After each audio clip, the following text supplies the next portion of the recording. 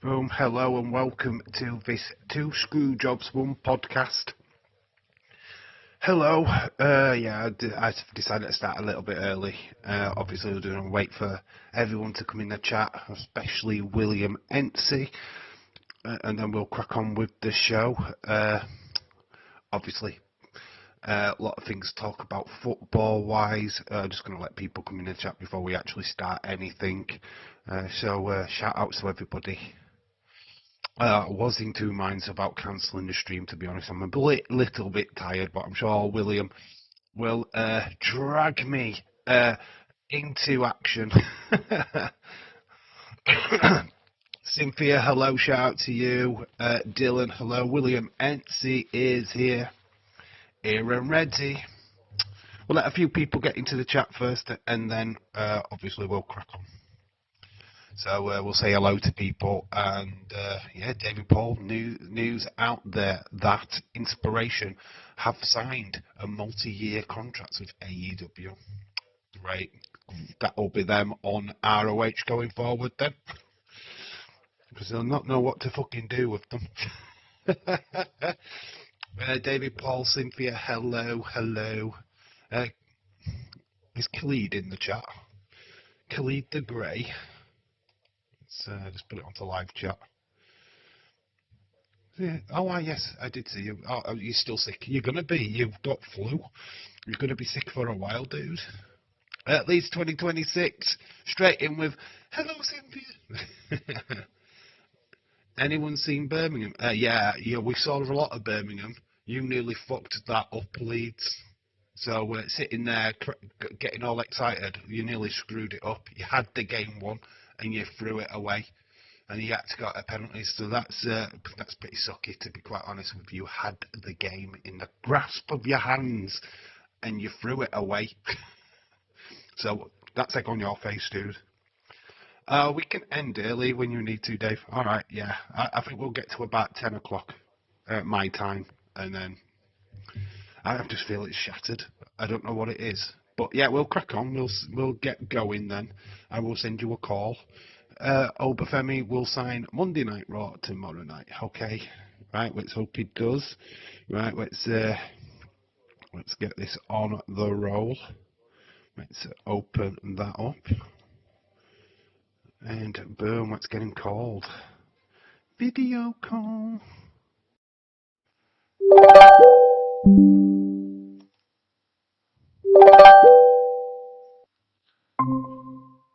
Boom, boom, boom. Hello, William Ency.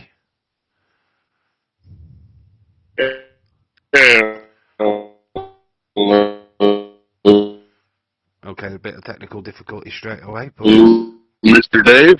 There we go. How you doing? Dave's only tired because of Ken. Oh. Yeah, I'm here. Hello, bud. How are you doing? Yeah. Oh, I'm doing pretty good. You? Besides being tired, of course. Yeah. I'm just knackered. I've had one of them days when I've done absolutely nothing, but yeah, I'm still tired. Yeah. It is one of them things. I think it's because I'm back at work in the morning as well. That's really getting to me. Yeah. But anyway, go on. Oh no, I just said hi to Leeds. He said hi in the chat. All right, no worries. Anytime you want to talk about anything in chat, just blat it out. Because that's what I try and do. If I see something in chat what's worth saying, it's like. Well, I mean, he said hi to me specifically, so I got to say hi back. That's as far as that goes. I just follow your lead, man. All right, no worries. There's no specific thing I want to talk about today, to be fair. I think ticket prices and stuff like that is a fair place to start, because that is causing quite a lot of stir. Yeah. Because basically, the ticket prices, the ticket sales, pre-sales are down, massively down. Some people saying it's because the product's not good. I just think it's just the ticket prices myself. When it comes to WrestleMania, who doesn't want to go to WrestleMania? I think that is a no-brainer for me, to be fair. Well, the ticket prices isn't just a WWE thing; it's a wrestling fan thing. Because if you look at the Australia shows, the house, the whatever the house that the AEW show, they they were they're giving away free tickets because they can't fill Well, they the used to do that in stadium. WCW, didn't they? Yeah, Monday Night Nitro, there were free tickets. yeah, It got exposed, yeah, didn't it, when DX went and. yeah. So Well, see, yeah, that's what AEW is doing. Yeah, that's what AEW is doing. That's why, their fan base isn't as energized as it usually is, but they're giving away free tickets, and I mean that's how they're combating it. WWE, they raised them so high because people, there's not enough people showing up, so they got to make that ticket sale for the arena. Because the arena gets a portion of that, so that's why they raise the ticket prices, because not enough people's going to the shows. I think more people are just taking advantage of, with the economy the way it is, the world the way it is. Everybody's just going online and I think a lot doing of that. people. I do think a lot of people are waiting for the card to be proper announced. I think we have been a bit slack we've just got the one match. I don't think anybody's going, oh, but it's a match what we need to see. Whereas like last year it Yeah, was John Cena, it's strongly based around him. It's going to be his last WrestleMania. It is up against Cody for the title. We already knew this. There was no surprises for us. So you were selling that WrestleMania just on that match alone, which you could do because it's John yeah. Cena. It's going to be his last one. But this time you've got Roman and CM Punk. It's people are not that bothered. I don't think that's a marquee main event. Now, if you throw The Rock versus Roman, you're selling that pay-per-view 10 times over. I just don't think that's the marquee that you go into. And nobody's interested in Cody anymore. So you can't even put that match and go, oh, well, are you excited about this? No, well, really, we're not. So they need Yeah. something what's going to get them over the line. And at the minute, I don't think there's a single match what they can book for WrestleMania what's going to do the job. No, I think it's just the world in general. I mean, us wrestling fans, we show up, but we show up to streams and we show up, and a lot of us go to these shows and stuff. I think, a lot of us are doing going to indies, because I've got a lot of friends that go to the indie shows, and, because they're just better, it's better wrestling. We want wrestling. We don't want the dramatic stuff. We don't want the soap opera, the soap opera has not been good in WWE. And I mean, the ticket prices, I think the more of us that go to the shows, that start going to the shows, or if they make the shows good enough to where we want to go and actually be there, then the ticket prices will come down. They need more fans to show up for the ticket prices to come down, because WWE's not going to pay out any extra for these venues. They go to arenas, well, just remember, part of those sales of those tickets go to the arena. So, that's less money in WWE's pocket, and they're all about making money. They don't care about the product, of course. I mean, they can't care about the product. They haven't put on good shows for us, or they haven't done anything to make us want to go. So, I mean, I think if WWE wants to, they're gonna have to do like AEW is, and just do like okay, well, if no one pays, well, they're gonna have to fill those seats, because that's gonna make the show, make people want to go. It's historically known that they lower the Which ticket prices nearer to the event anyway. They always do. It's just the packages what that they're WWE offering. used to do. Yeah, yeah, yeah. So, yeah, Cynthia. That's what I mean. The shows aren't that great, and it's not an injury problem with WWE. Oh, I already read that. Yeah, Cynthia wanted to know if I wanted to join a horny club with her leads. Now, I think I'll stay out of the horny club for now. That is an ambition I have for the future. I mean, hey, Yeah, I would love to join the horny club, right? Yeah, but I think the horny club needs Leeds and Cynthia to, right now it's in its infancy. Like, we need more people. We need horny club orgies. Now, in the orgies, I don't mean literal orgies. You just, everybody in chat talks about sex. So, So It everybody makes no talks sense about because going to leads and cookie.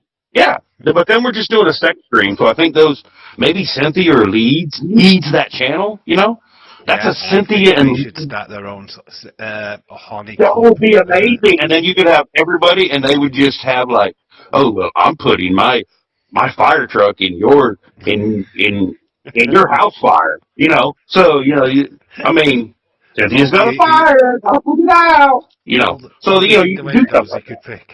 Yeah, yeah, and you could fill that chat, and that chat could go on for days. You know, you could just boom, just that's perfect. Yeah, we're completely going off a topic Yeah. because of Cynthia again. Well, you're the one. I said, well, I read Cynthia's first comment and read her second one, and I get it. It's cool. But, like, back to wrestling. I don't think you're going to get wrestlers or, like, WWE's not going to all of a sudden have a horny club and then, Oh, and they then could just do. hold If it. it had been Vince McMahon and the Attitude Era, there would have been Viscera There was and the Vince Naughty Men's McMahon who Club. would hire, yeah, he'd hire Cynthia and Leeds would be head of creative right now.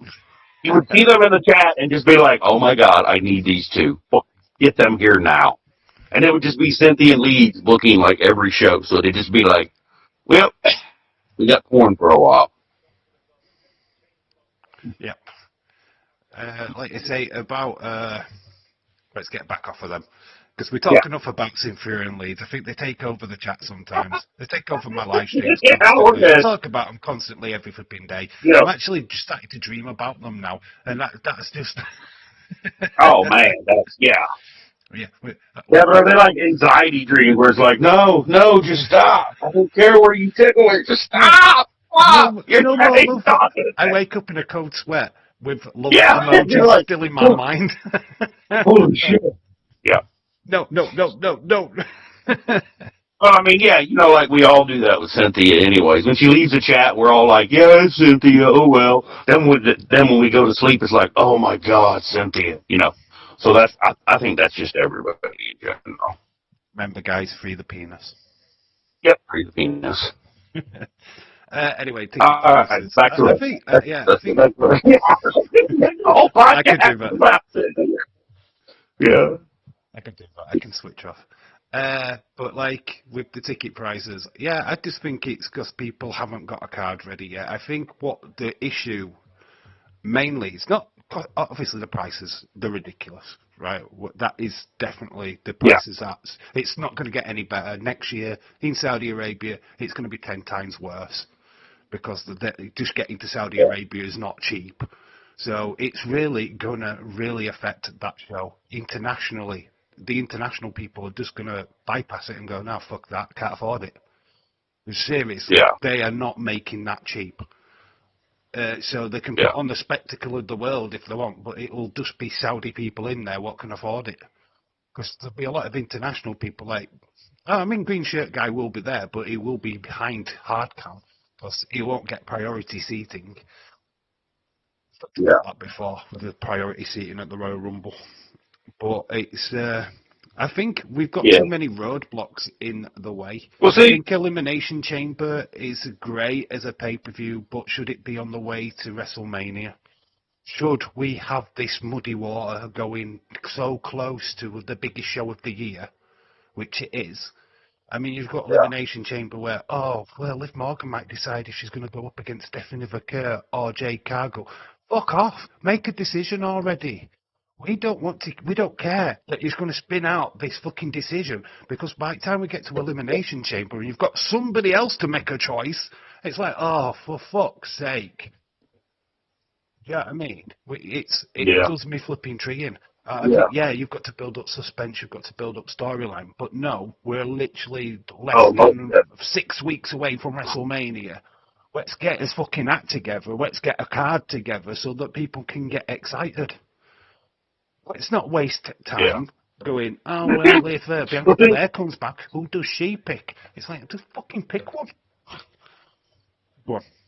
well, see, I kind of put the blame on myself and all of us out here talking about wrestling because even in like Daze's chat, your chat, anyone's chat, we corrupted the casual fans because even the casual fan can go I'd into rather. any one of these chats, come on to our podcast, and know everything that's happened and everything that's going to happen.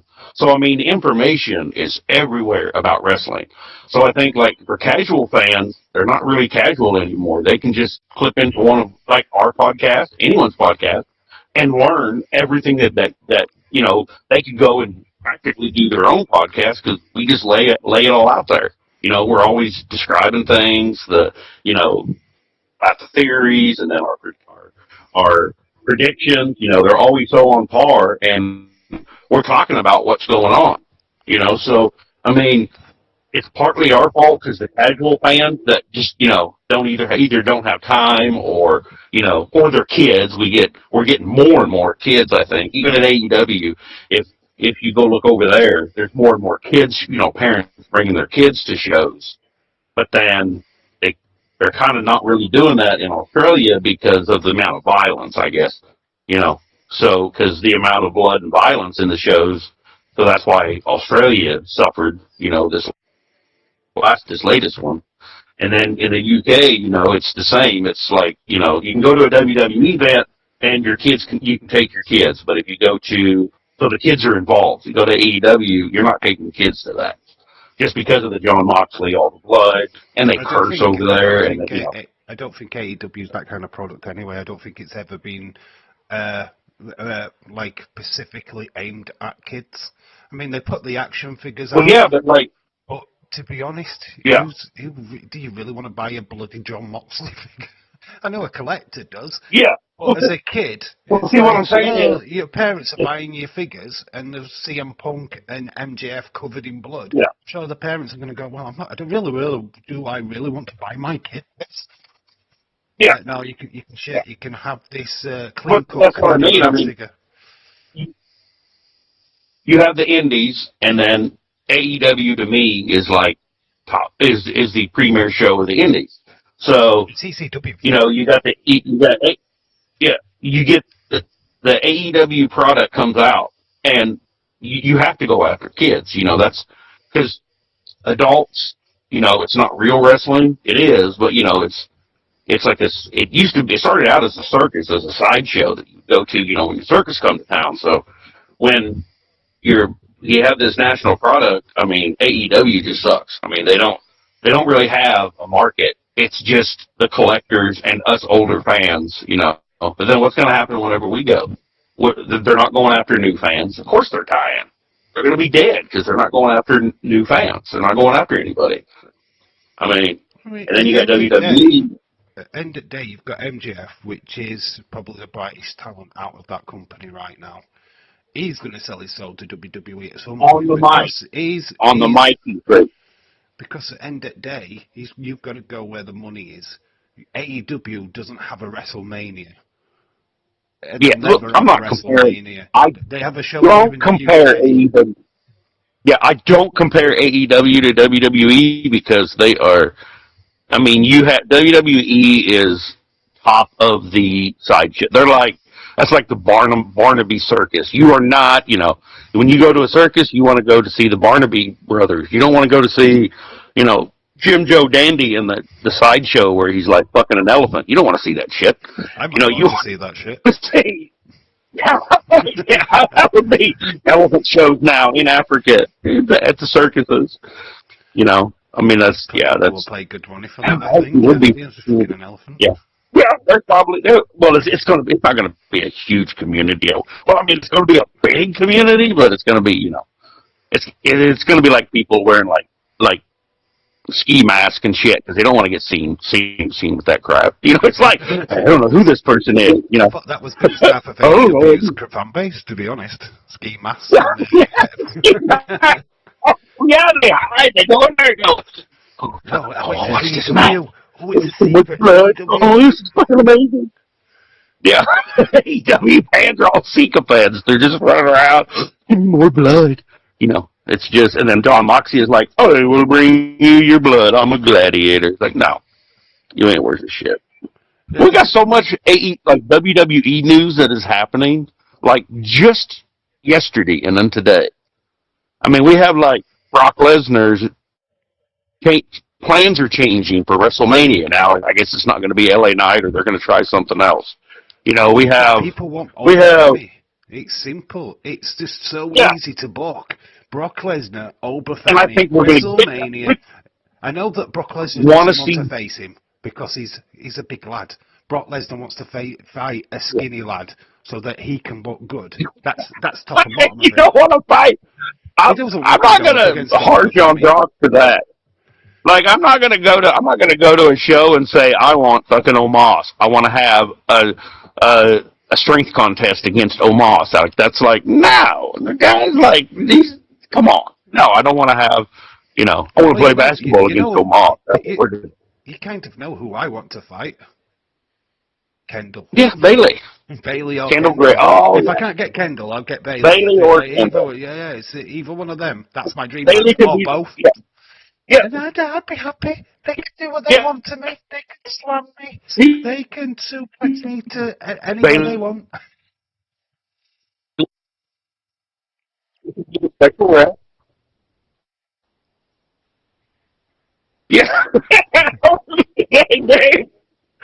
I would say, I would love to be the ref in that. Could you imagine that? I'd be like, now, Dave, no, watch your hands, no hooking, definitely. Watch watch where you touch her. It'd have to be like security. Just to keep your hand, just so you keep your hands off Kendall Gray. That would just be hilarious. You're like, how do I do? You'd be like, how do I do this without getting arrested and attacked? Like, that's the point. I think I'd get arrested. Every move would just be awkward. You'd be trying, and you're a man, so yeah, that's what I meant. Like, there'd just be, yeah, I'm gonna get arrested. I'm not even gonna do this match. You're in there with Kendall Gray. So, you're going to be fighting a boner, though. Tape's going to rip, and then it's going to be like, rip, and then it's going to I don't think that's... Yeah, I've got the perfect... Hey, William, funny. I've got the perfect plan to get out of a pinning situation, though. I just build a tent, and it'll get me off the mat. Yeah. And it's not going to be... And it looks like it's not going to be difficult. I mean... That'd be like me in there with Blake Monroe. She always, like her finisher, when she pins you, she always puts, she grabs a leg, pulls it over, and then sets on their face, pretty damn near. I mean, that would be like, I would just keep trying to get, like, Blake Monroe to pin me the whole time. Like, that would just be... Everyone knows what I think about the Devil's Kiss. Face. Yeah. The Devil's Kiss. All day long. Let's get back on wrestling. Let's not talk about... Yeah, let's not talk about this. Yeah, Dave leads all day, and then here we are talking about. I think every podcast we talk about Kendall Gray, Bailey, and then it goes to Devil's Kiss, and it's pervert. We just gotta focus. We gotta focus on wrestling and not the wrestling. We've just named two wrestlers. We've named a wrestling move. I mean, what other podcast does that? Listen, everybody gives, like, Tommy shit for, like, he does musicals and stuff. I try to talk about wrestling. I'm sitting over here and I feel Daze's pain. I'm trying to talk about wrestling and it's always porn. It's fun. I mean, Dave, you're just I meant to be the so focused. I meant to you be the have a narrative. I meant to be the straight guy of this relationship. You're the one that's supposed to go off the rails. I know, but it's you going off the rails and me sitting there. Can we please just talk about wrestling? I'm trying to bring up topics. And Dave's like, no, honk, motherfucker. It's hilarious. Because you talk about it all the time. So it's like, I don't want to talk about wrestling. I do that in my streams. I want to talk about Kendall Gray's boobs. Yeah. It's just hilarious, man. I love you, brother. It's just... That's it. When I get uncaged Dave, when we're not doing a proper live stream, it's kind of like Dave just talks about boobs. That's it. Oh, God. Well, I just want to see. I like to just... linked to my real life, right? It's away from here. That's all I do. I walk up to people and go, boobs. Yeah. Boobs. Sit in front of the TV. You watch like something like some high drama, what is that? Law and Order, the one with the molesting stuff or the rape and shit like that. That one. I forgot what it was. Damn it.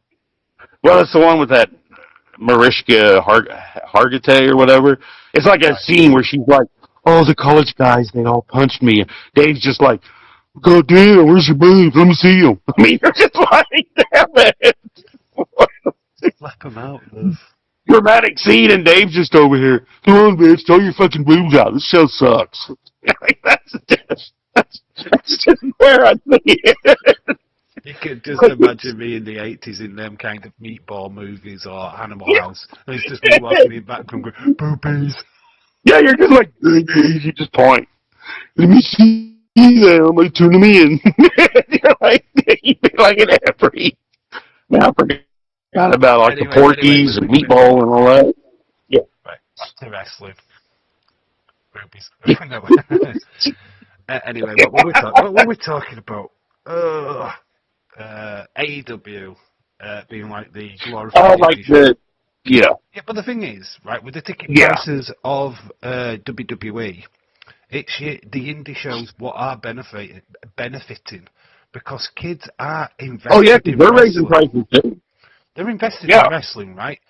We've got there's more people now in England who are wrestling fans. I mean, we're popping up all over the place. There's loads of podcasts now in the UK. There's loads of Twitch streams. There's loads of TikTokers what talk about wrestling. It's honestly, it's the highest it's been in a long time. The problem is that people can't afford the WWE product. So yeah, the kids are thirsty for it. So the local wrestling shows are benefiting from it as well. It's like when I did on the old channel the series of wrestling, the show that I went to, which was like literally 10 minutes down my street. There was just UK talent, just local talent, just wrestling in front of little kids, hitting people with bloody plastic things. But it was the cost of how big WrestleMania or wrestling had become again over in this country. People are clambering for it, thirsty for it. So yeah, as much as the ticket prices are huge, these little companies now are benefiting by their kids going, "I want to watch wrestling, Dad. Can we go to the wrestling? What's the wrestling on?" Boom, local civic centre. You know what? Boom. You know what's really taken off here in America? From Texas, from El Paso, Texas, all the way up to Minneapolis, St. Paul to Chicago is micro wrestling. I mean, micro wrestling. Oh, I've seen. It has exploded since the ticket. I mean, and you can track it. Like it's exploded since the ticket prices. I mean, they're doing damn near show night after night of shows. And I mean, Texas is it's for some reason, I mean, the ticket prices aren't that much, but I mean, the ticket prices are going up for there too because it's just getting so popular. Which I mean, price. Yeah, for like the micro wrestling events and stuff like that, it's like you get what I just said. The half price. Yeah, the half price. I know. I buzzed past it. I'm just like, Dave, micro wrestling's coming up. Let's not make those jokes. No, I just said it was half price. Yeah, half the show. Yeah. Micro wrestling, it's hard. Micro prices. I mean, it kind of tells. No, they're charging like it is very $40 bleacher seats. I mean, that's still expensive when it used to be like $10. Yeah, you can get like. I think it was 2019. $10. They went up. In 2019, I think. It hasn't been long. I went to Leeds Best Direct Arena to watch WWE on one of their just house shows. That was only 40. Yeah. Less than 50 quid. Yeah. Now it's like 150 that's what I was saying. for the same seat. Like now that's what I was saying. Now you could go and spend $40 you got to spend $40 to watch half wrestling, Well, half the show size that I wrestling. watched, One size. the show that I watched here in my own town, £5, Yeah. $5. That was it, Oh, £5. yeah. So when you think about £5 to $40 or £40 or Yeah. whatever, it's Yeah. it's weird, isn't it? I mean, yeah, UK wrestling's not Yeah. at its height. I think further down south you go, the bigger it is. Up here in the Yeah. north, I think we aspire to Blackpool. I think Blackpool's like the mecca for northern wrestling. But then Yeah. we've got loads of big companies down south, London, seems to be like Brighton area as well, seems to be doing really, really well. So we Yeah. can get our product on TV. This is the problem with UK wrestling is there's nobody backing UK wrestling. The You closest guys we don't got have any was public. NXT UK. That was the closest we've got, and it was still run by WWE. ITV, BBC will not touch it with a 10-foot bar pole. They're not Yeah. interested.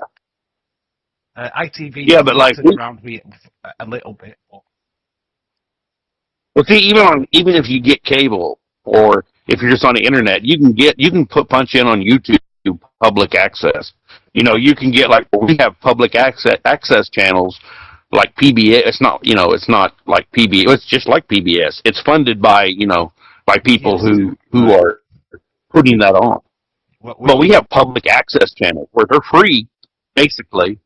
They don't, but they sell ads. The revenue from the ads is what they get. And you're not paid to put your program. But I mean, here in the U.S., we could put, you can go to like a town, and everybody has their local access channel. Like it'll be everything's broadband now, or like well, you'll see like a you'll just see if you switch over from digital to analog, you'll have like one channel where it's local public access, and that's where you can find wrestling matches at night. You can find wrestling, but I mean, those places are putting that program on there. They're recording it and stuff like that. see the It's not like OPW or anything, but see, we have that stuff here where you guys. I don't think you guys have that ability. that That public. Well, that we've got our own. We've right. Basically, what it is with the UK, right? Say yeah, ITV. It's the yeah, ITV mainstream, right? It's the main channel. yeah, For news, it puts off to regions. So, like, I live in Yorkshire, so when it comes on, the regional news comes on, in this area it'll show the Yorkshire news. If you was in okay, Manchester, play Manchester news, or play their area yeah, down in London. It's still the same channel, but the feed yeah. to go local. Well, then see, you have the ability to do something like that with public access, where you could put on, say, if there's so if you have a local or like Manchester wrestling event, just with like, amateur, and I'm And they talking show up on like YouTube. people, They do put yeah, them on YouTube. There's yeah, no specific, it's not mainstream. yeah, As much as YouTube is huge, obviously, we're on YouTube right now, but you've got to yeah, know about it, go find it. No, there's not enough there for yeah. a wrestling fan to go, oh, when's the next show on? It's a proper search. It's like I can tell you if there was a wrestling show this weekend in the UK, there will be. Next weekend. Yeah. You know, I can tell you exactly where it was, where venue was. How do you get there? How would I get to see it if I can't get there? There's just nothing. They're just like exhibitions. They're not a full show. It's not like Yeah. you're watching Monday Night Raw where there's a storyline. They can't give you a Yeah. storyline because they're fleeting that much from place to place. They're not guaranteed to have the same audience. And it is. We put the news on after the news. There is news stream. Yeah, in Yorkshire, in Yorkshire Leeds on Yeah. ITV after the regional news, I pop up. I do the weather. And today it's mostly going to rain. Yeah. No, but yeah, Yeah. I think this is a major difference. Obviously, America, it's huger. You've got more people in states of America, so that you can pull all them together. Yeah. I mean, we You've got don't have more like, arenas, more little yeah, we don't have levels. any dedicated, yeah, we don't have any dedicated indie wrestling. It's just they show up randomly. It'll be like on where like your city council, then they'll all of a sudden, hey, they'll show a football game from town or, I stuff think what you like guys benefit that. But from, every, I yeah, think what you guys yeah, benefit from is that even though it's an independent show, you can grab yeah, any legend what's just in that area. You pay them a couple of bucks extra, yeah. they're on your show. So, I mean, like during the Okay. early 2000s when Jake was actually still being able to wrestle, he could pop up at the show. Coco Beware could show up at your show. You know what I mean? You had Like, these people that yeah. were there for But the see, meet and I can greets. bypass all that. Like, we have Jimmy Hart lives 71 miles south of me in Arkansas. He's got a place there, and that's where Right. he anonymity. He's not gonna, but he lives there, and he's there. I've driven by, and I've been rummage sailing his house and everything. I mean, Jimmy Hart. I mean, he's like, he's brought in by Hillbilly Jim back in the day. So but I mean, though, then he exploded in WWE. But I mean, Jimmy Hart's like, the manager of, but aside from Paul He's in Heyman. everybody's But I top mean, five yeah, I mean, I managers, get you, easily. yeah, yeah. But like, we got so many, we got wrestlers here that have wrestled and they live like 20 miles from me that I've never even heard of. So, because they've only been in, they made it to WWE or they made it to an international promotion or some sort. They made it to a promotion and, they did really well You and just got to they got look at farms and stuff. you just got to look at like the likes of say Alex Riley when he was in WWE. Yeah, That 15 minutes of fame or whatever. On an independent scene. He's making a ton of money because I once was in WWE briefly, and it's why Matt Cardona got over so much because he was willing to go everywhere and anywhere, really become king of the yeah, indies. He would take those bookings that nobody else wanted, and really just even those special appearances on shows that he wasn't even booked on, he'd just show up. The yeah, promoter would go, right, okay, we can do something with you. Boom. He was making a stir out of absolutely nothing. You know what I mean? I know he mainly worked for GCW, but he was going around the little trailer parks, the little venues. He was popping up on them shows. Wherever there was a toy shop, which he could do a like meet and greet in, he was wrestling the next day at a local event.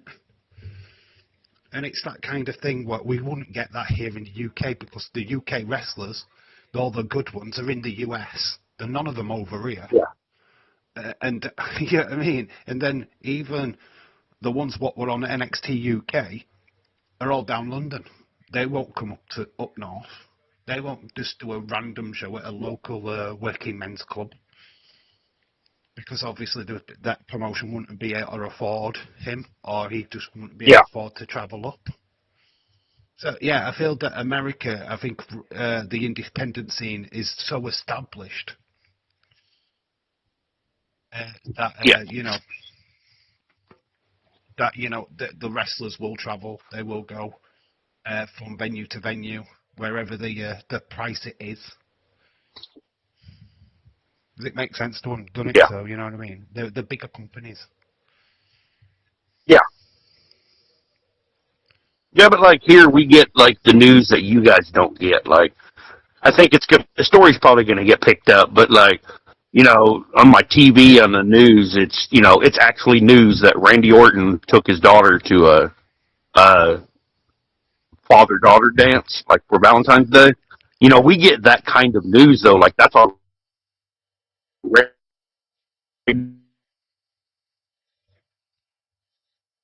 It's kind of like everyday news, though, isn't it? You regular know what I mean? news feed. Whereas, there in the UK, you're going to have to wait for a story to get picked up or, Yeah, we get our stories from like Sean Rossap or Dave No, Meltzer. WWE to pick up a story and release it. Yeah, yeah.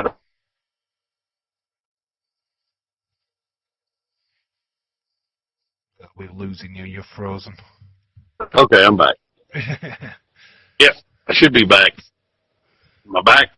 Yeah, we can see you. Right. That's a lot better Yeah. for you to be on that one. Just waiting for it to pick you up.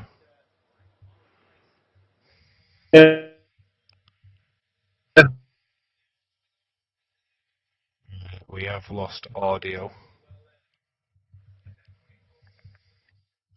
We've lost him.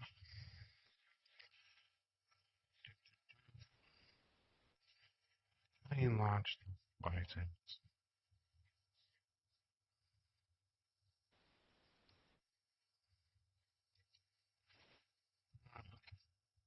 Does that sound any louder to you guys in the chat? Answer.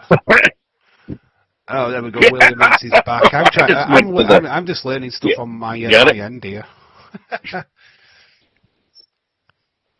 I just I'm not. press stuff, so it's all right. Oh. Oh, okay.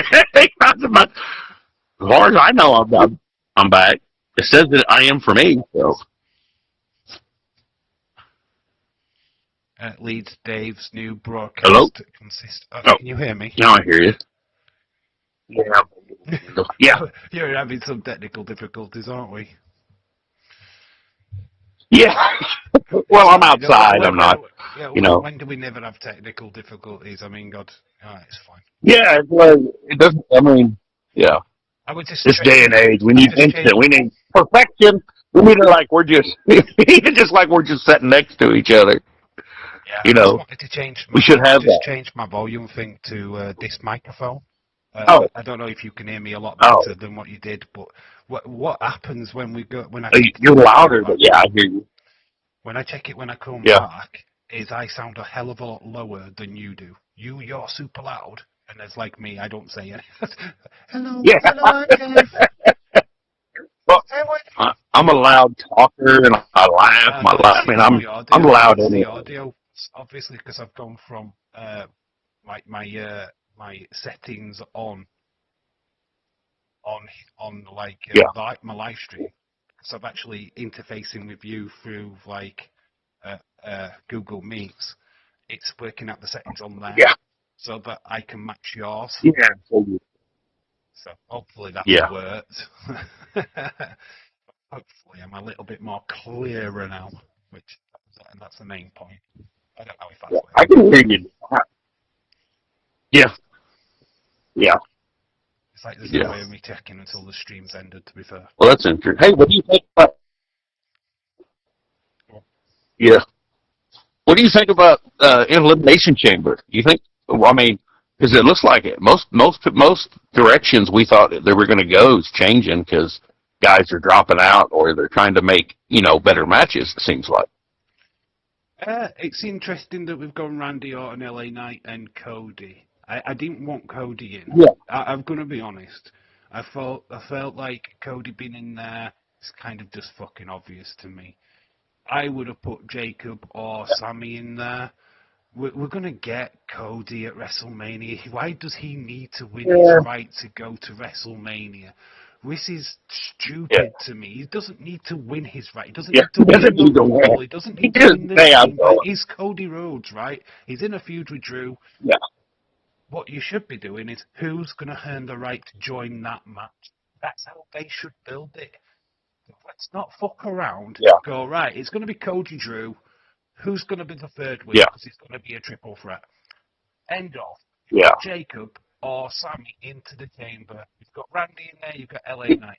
Whoever wins, you don't care because you know they're getting slotted into this triple threat match. Yeah. And it's still not Cody versus fucking Roman, which everybody was scared about.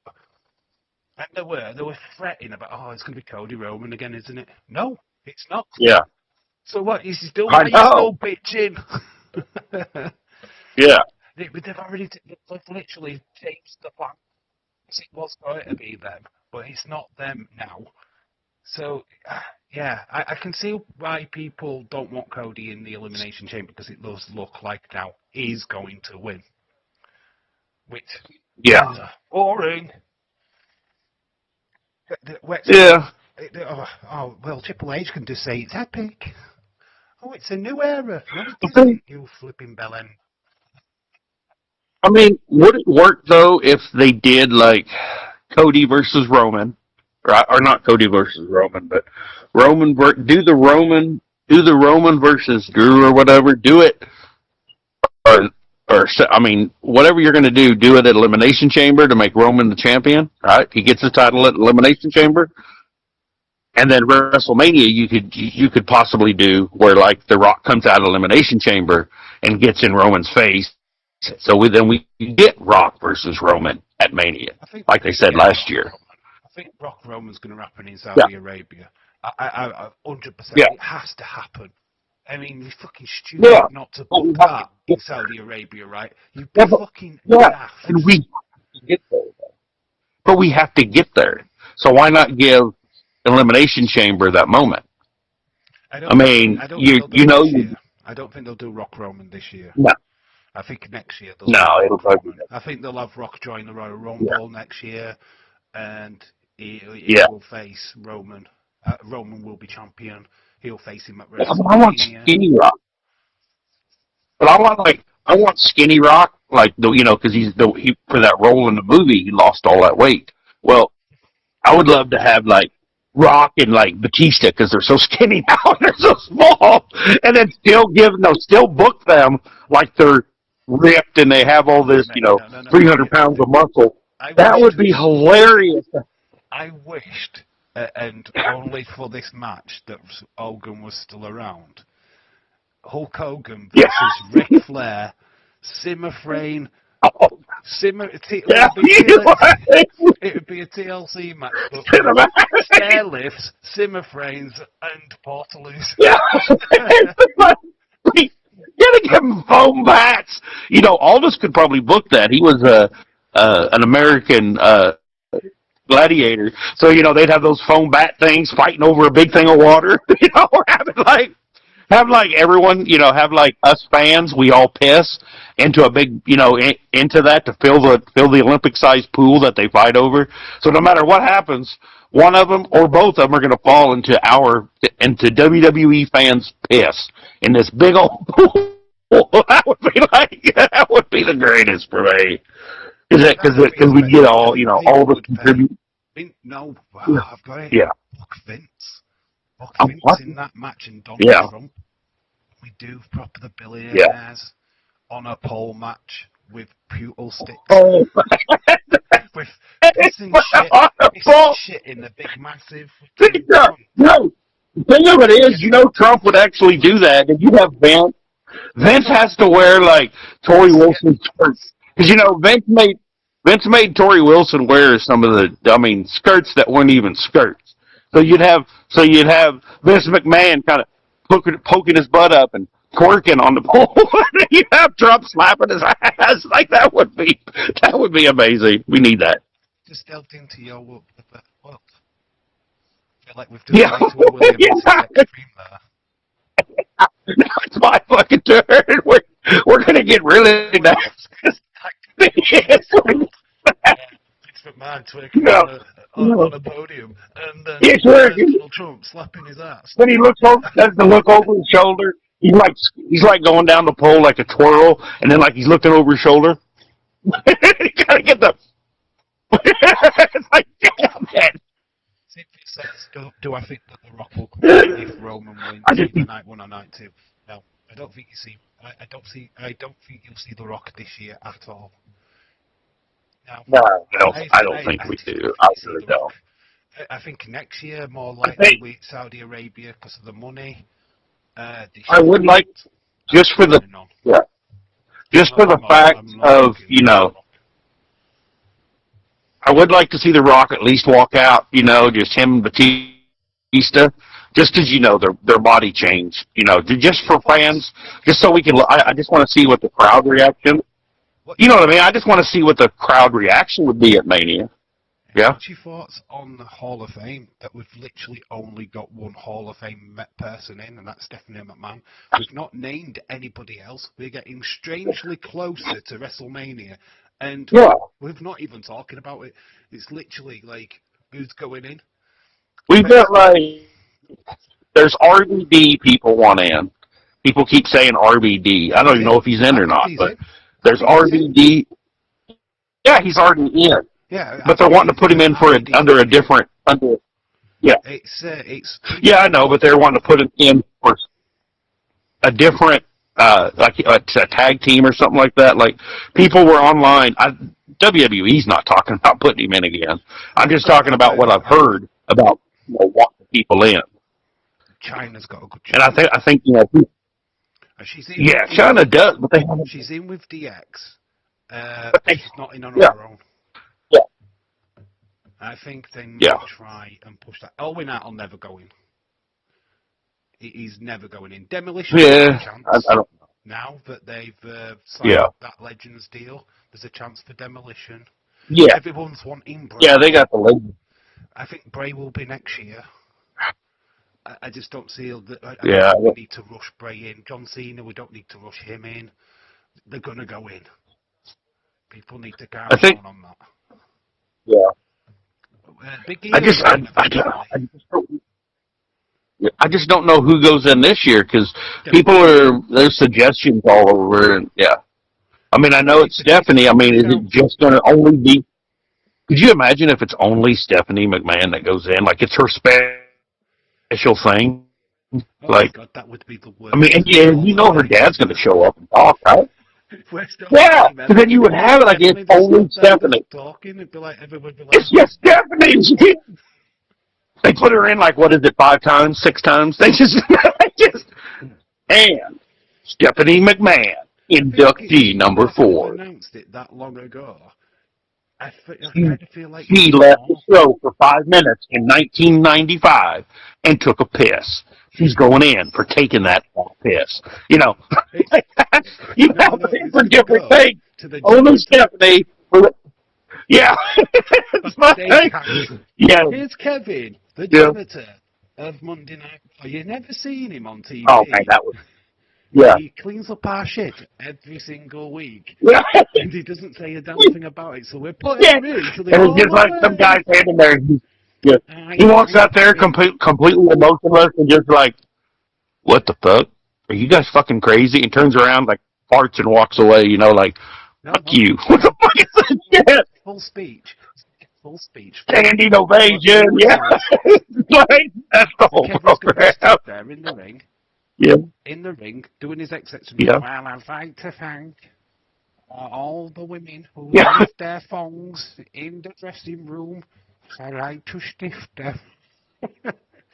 Yeah. I really enjoy my job. I sometimes hide in the shower room. Yeah, he's got peepholes everywhere. He walks out with like his little handsaw, or his hand drill, like he's like circling it. Yeah, this is what I do. Drilling peepholes. I would like to thank Lita for giving me plenty of pleasure over the years, and Trish Stratus. Yeah. But when Nia Jax comes into the changing room, please leave clothes on. It's like, yeah, and then he leaves there and he gets so many fucking charges. Then all of a sudden you have then you could have like where he's on stage giving his speech, and then those guys coming out for subpoenas. They come out and they're like, you're being sued by such and such. Oh, such and such is suing you now. It would just be screwed. Getting served live on stage. Yeah, he gets burned. You've just been served. Maybe I should shut the fuck up. And like everybody's like, dude. Now I've been arrested. Bye. He gets chased. He fights back. What the fuck are you doing? This shit was years ago. Statute of limitations. Damn it. Oh, we like to go to these dark places from time to time. Yeah. Or Kevin. Yes. Oh, he was a good guy as well. Yeah. I have got some interesting facts, but I'll share it. I was going to do a video on it. Uh-oh.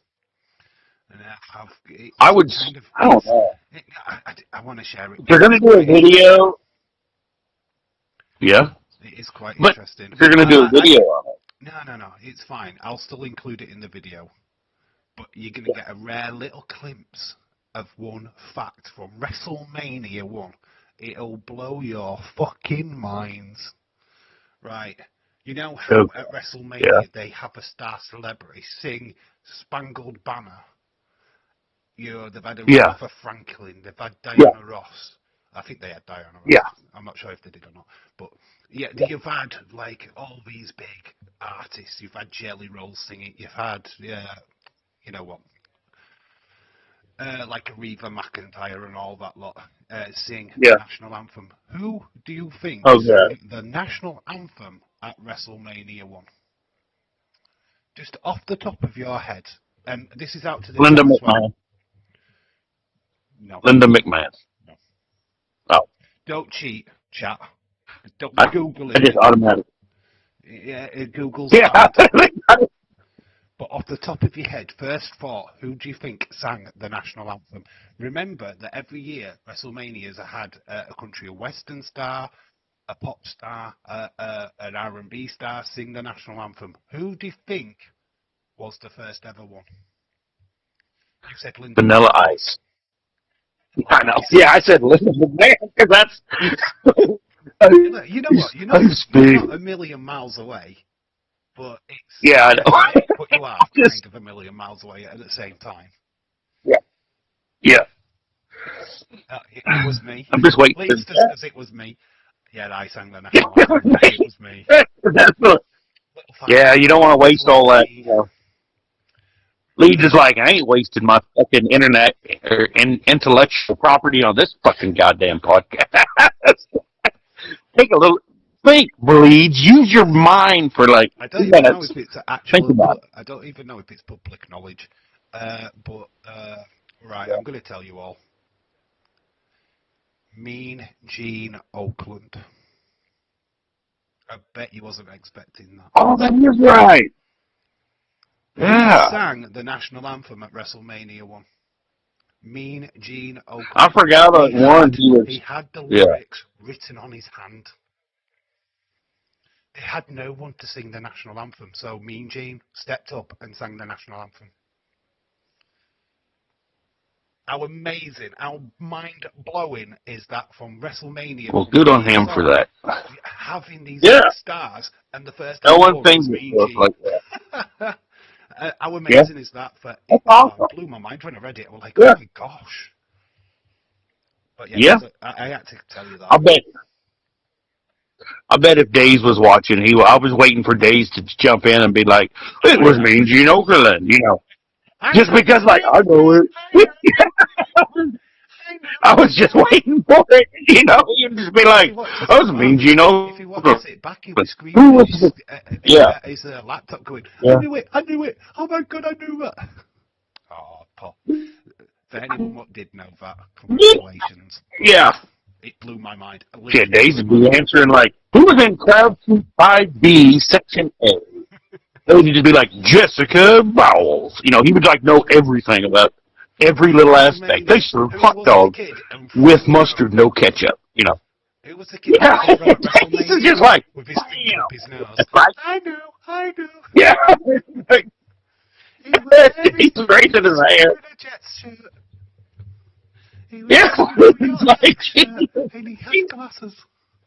Yeah. All right, Daze, thank you. Yeah, you gotta love Daze and all his nerd facts. Yeah, he knows. I think he studies it. Like that's like he like studies those videos. I will give credit. He watches them. And he's like just mentally. Yeah. Give credit. I think he's got like to Daze. He knows. Yeah. He knows everybody better than I do. I can't. He knows everybody's shit though. You know, I mean, when I love setting that chat. I could never. No, he's above me on that one. I love being in that chat when people will just start like out and off shit. Like Daze will sometimes just time them out himself, and then he'll just be like, then he'll just start talking about it, and basically just, okay, well, I'm gonna tell this motherfucker how it was, who it was, what it really was, and then he'll just go on a rant for like, you know, go on waffle for the latest dazed comment from Friday night, which got into my chat, is, right, do you Yeah. agree with him on this comment, that Sami Zayn is on equal par with Bret the Hitman Hart as a wrestler? Oh, fuck no. Fuck no.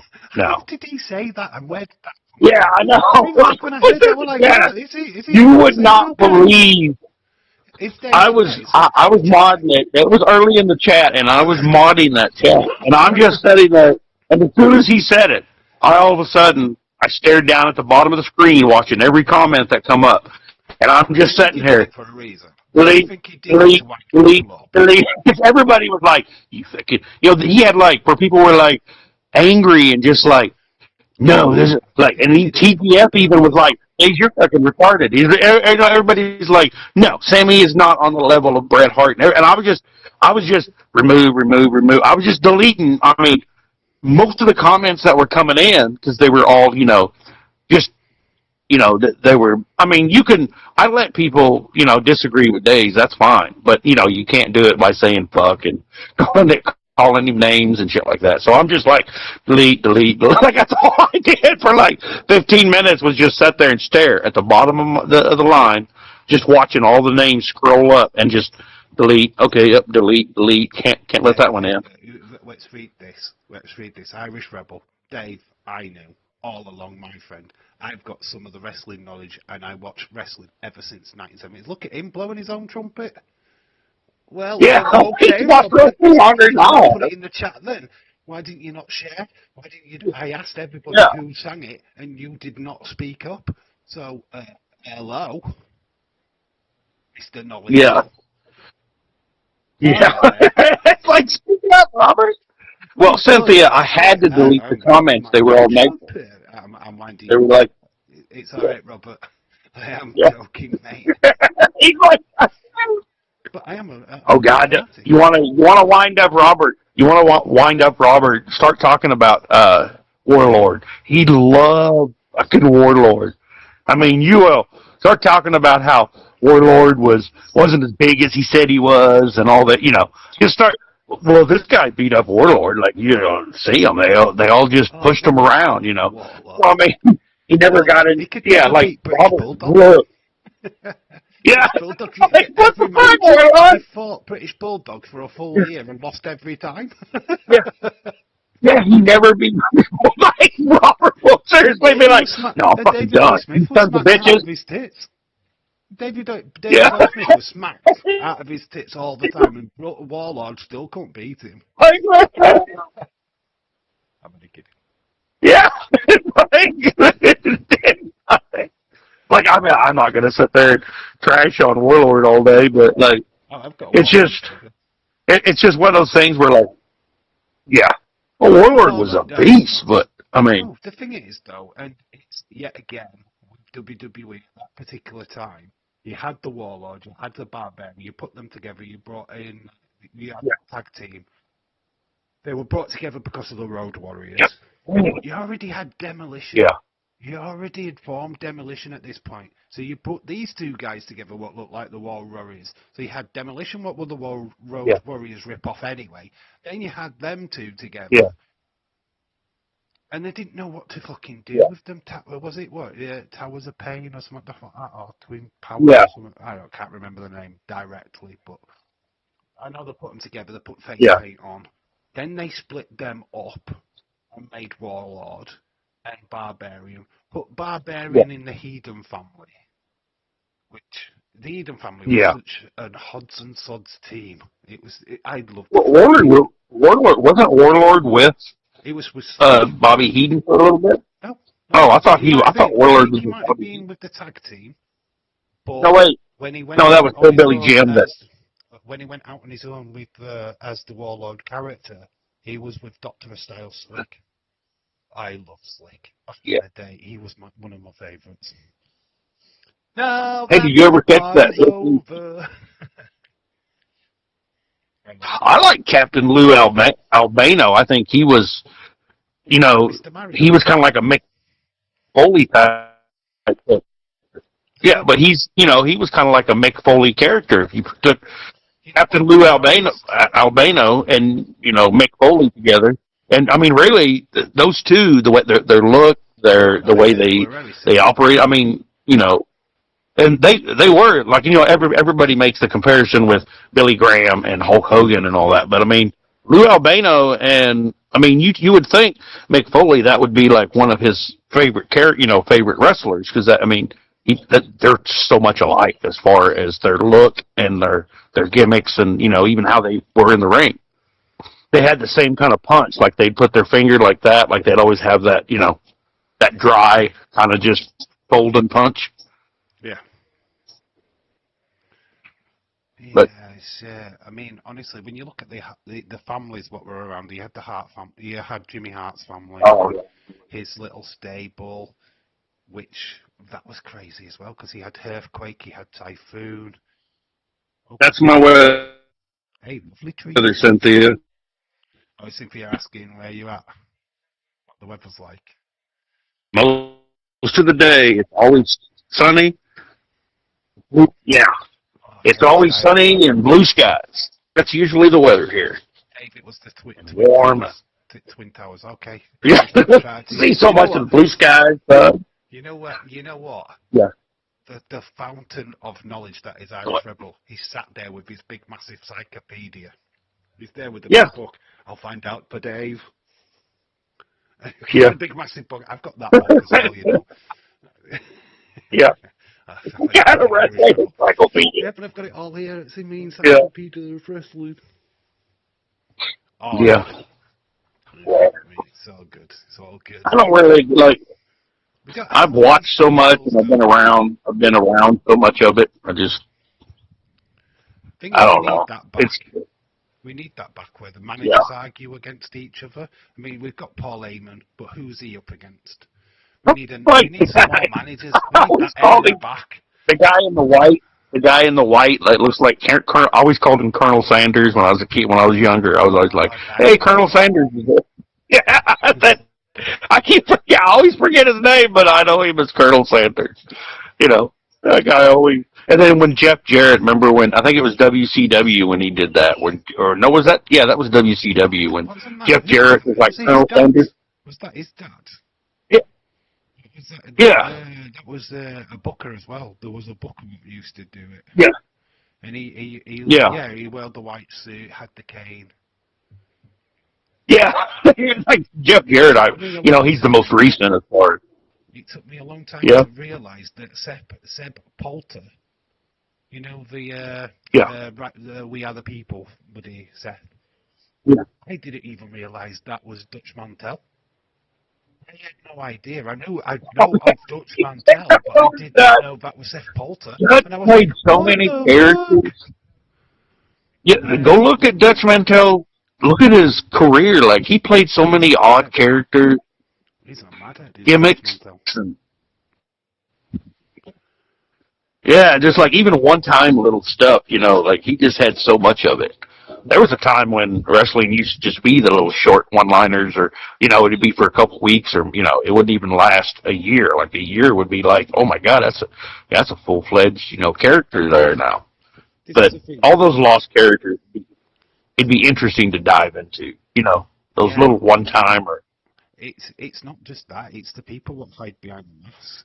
It's when you realise who was the Black Knight out of Shawn Michaels' Knights team in Survivor Series. It's stuff like that.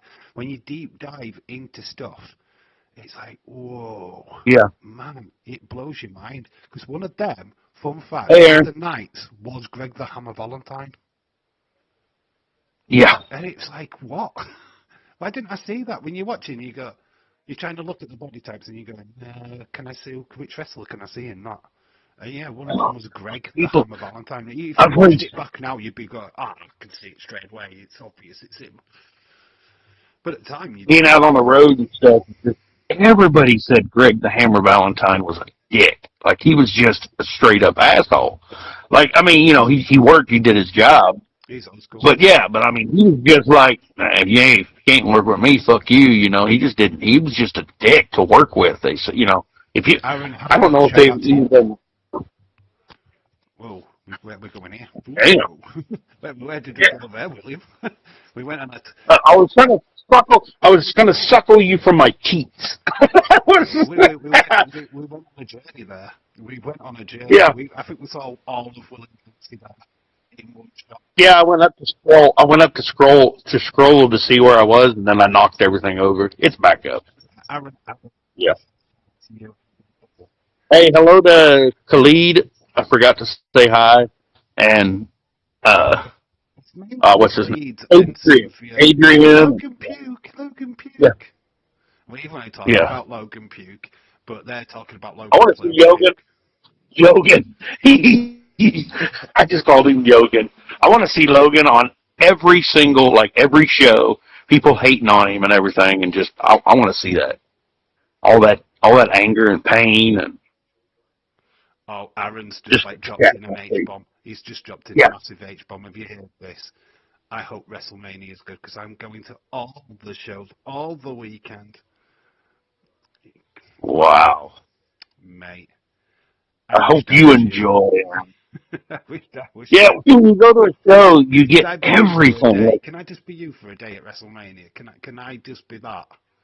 We can swap Yeah. places just for one day, just for the one day. You can clearly have your life back afterwards, but just for the one.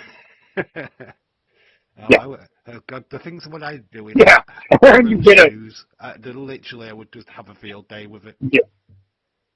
I'd go to WrestleMania and you buy the ticket. I mean it in all good fun. Yeah. Dave, you've got so you. I would go. I'm always busy. I know. I get tickets to shows, and then I have to work. I mean, or I have to go. There something else comes up, some family thing comes up, or I got to go do something. You know what? I'm just waiting for my press pass. That's all what I'm waiting for. I'm just waiting for WWE to send me a press pass, and then I can just go as a VIP, walk wherever I want, talk to whoever I want. If I want to go and have a meal with Triple H, it'll be no problem. I'm only kidding. Yeah. That day, whenever that day comes, I won't be doing YouTube. If Days doesn't get if Days doesn't have, Days already gets these invites. He gets invited. Okay, but you don't know. What if Days was to send us, hey, I got this, and it's a press pass. I'm gonna, you can go as my press liaison, and I can do a setup thing. Nah, I'd still be too busy. I can do that shit myself. I can't get away. It's something always comes up. Any kind of plans. I think that's everybody though. Try to plan something or try to plan to do something. Days turns out for that. Yeah, I've been to a show. Which I wouldn't. I've been to a show there. And filming everything while I was there, I'd be like, might not be a live stream this weekend, but the flipping content for the next following week is going to be insane. Yeah. Yeah, I mean. Yeah, but being at a show, if you haven't been to a premiere show, like a WWE event, because it's contagious, because the crowd, you get, and then you get a drink, so I'm drinking, I'm having a great time. Yeah, and I mean, it's just, you have a good time. Like-minded people, they're all there to enjoy what you're watching. Everyone's on the same path. You know what I mean? Dave should go to WrestleMania one year. I think, you know what? I don't think he would go. Even if it was in the UK, I think he'd still avoid it because he wants to stream. He wants to be with the community. Yeah. Personally. Yeah. Sorry, guys. I'm off to Mania. You're like, what? Yeah. Fuck you guys. I'm going. You'll kiss my fucking ass. WrestleMania. Kiss my white ass. I'm going. Mania, baby. Could you imagine WWE calling you and saying, we want 2 screw jobs, 1 podcast at Mania. We want you guys to stream live at such and such. That would be we would go and we'd just be so drunk and we'd just be talking in nonsense just the whole fucking time. Not even. We'd just be drunk and shit. Too allowed. Imagine. commentary team at WrestleMania. We've got two Screwjobs, one podcast here to do one match at WrestleMania. He shit the bed. We just be using he shit the bed. Oh look, he's fucking hitting him in the face. Like people would watch. They'd be like, no, we're not. William, he's going for it. He's gonna free the penis. Yeah. He's freed the penis. Like, that's what I mean. They'd be like, no, we're not gonna have these guys. Actually, people in the backstage, man, that's where I roll, and that's where everybody's back there. Everybody, you got your straight head people, just they're all about their fucking business, and they're all up in their own head, doing shit. And you got your good guys that are just like, fuck it. I think the gold is backstage. I wouldn't give a shit what was going off on the show. Yeah, but kayfabe's already gone. Yeah, would be absolutely just being in Gorilla. Just watching it, all the mechanics of. You don't know how many times I've been there and I've done that, and the backstage is just because you get all the asinine shit like, what a stupid guy, that motherfucker in crowd and rows in that seat. God, I want to punch that bitch in the face. Like, you get the real, and you're like, what the fuck? You're someone out of the crowd and punch him in the face. You will get even the wrestlers saying, watch out for the kid. As you walk down the entrance, he will grab your ass. And they will say it. So the wrestlers be mindful of kid with the top at the front of row. He is a grabber. Yeah, then you got your wrestlers who'll play to that, like like they'll use it, and they're always crowd pandering. But yeah, like it's always but see, it's never a kid that's like grabbing. Like a kid could get away with it. Like if a kid grabbed Tiffany Stratton's boob, that's not going to get. There has been occasions. There's been bits where a kid slapped Alexa Bliss's ass while Nia Jax was carrying her. Natalia's been groped. I mean, I have no idea why anybody would. That's what I mean. And these are the little kids. Yeah, but these are the little kids, and it's like, well, I mean, you can't really put them under too much scrutiny because they're just little boys, and they see you, and they're just like, yeah. But I mean, you're a kid, you're going to kind of get away with it. I mean, security didn't jerk them out of the stand. I mean, if you're like you, me, or Robert, if we're out there hanging over a fence trying to grope fucking wrestlers as they walk, but they're gonna remove us from the building, and we're not gonna get to ever go back. There's people that get banned from the WWE events. I mean, everything. There's such a huge list. Yeah, you're on that list. I've got that list already. I think I can't go. I'm not allowed. Yeah, it's like, why are you going? I think we can both answer Aaron's question. He's just asked me, what did I think of Smackdown? I think we can both answer this, right? Because it's wrestling related, so. Yeah. I thought the show was a 6.5 on the night. I wasn't amazed by it. I feel like we're doing a lot of paint by numbers at the minute. I think the last two Smackdowns and the last Raw they're too busy setting up for a chamber or too busy teasing what they could do at Mania. They forgot that to entertain us. I thought the 10-man tag was okay, but not needed. It was filler. I don't need filler. I want matches that mean something. It looked like we were going to do Hayes dragging off. Yeah. I mean, I don't know what everybody's opinion about the open challenges, but I'm fucking bored. Let's scrap it. Yeah. Let's have Hayes in a feud. Let's do something. We've been teasing Tamatonga for weeks, and he's done fuck all. Do you know what I mean? What are we doing? The Wyatt Six stuff. They came out at the end of this 10-man tag because Wyatt was MFTs looking to Dragunov and flipping Hayes in the first place when we've clearly set in a feud with somebody else. It was stupid and a waste of time. And then obviously we got into the main event, which we knew Drew McIntyre was going to get involved in.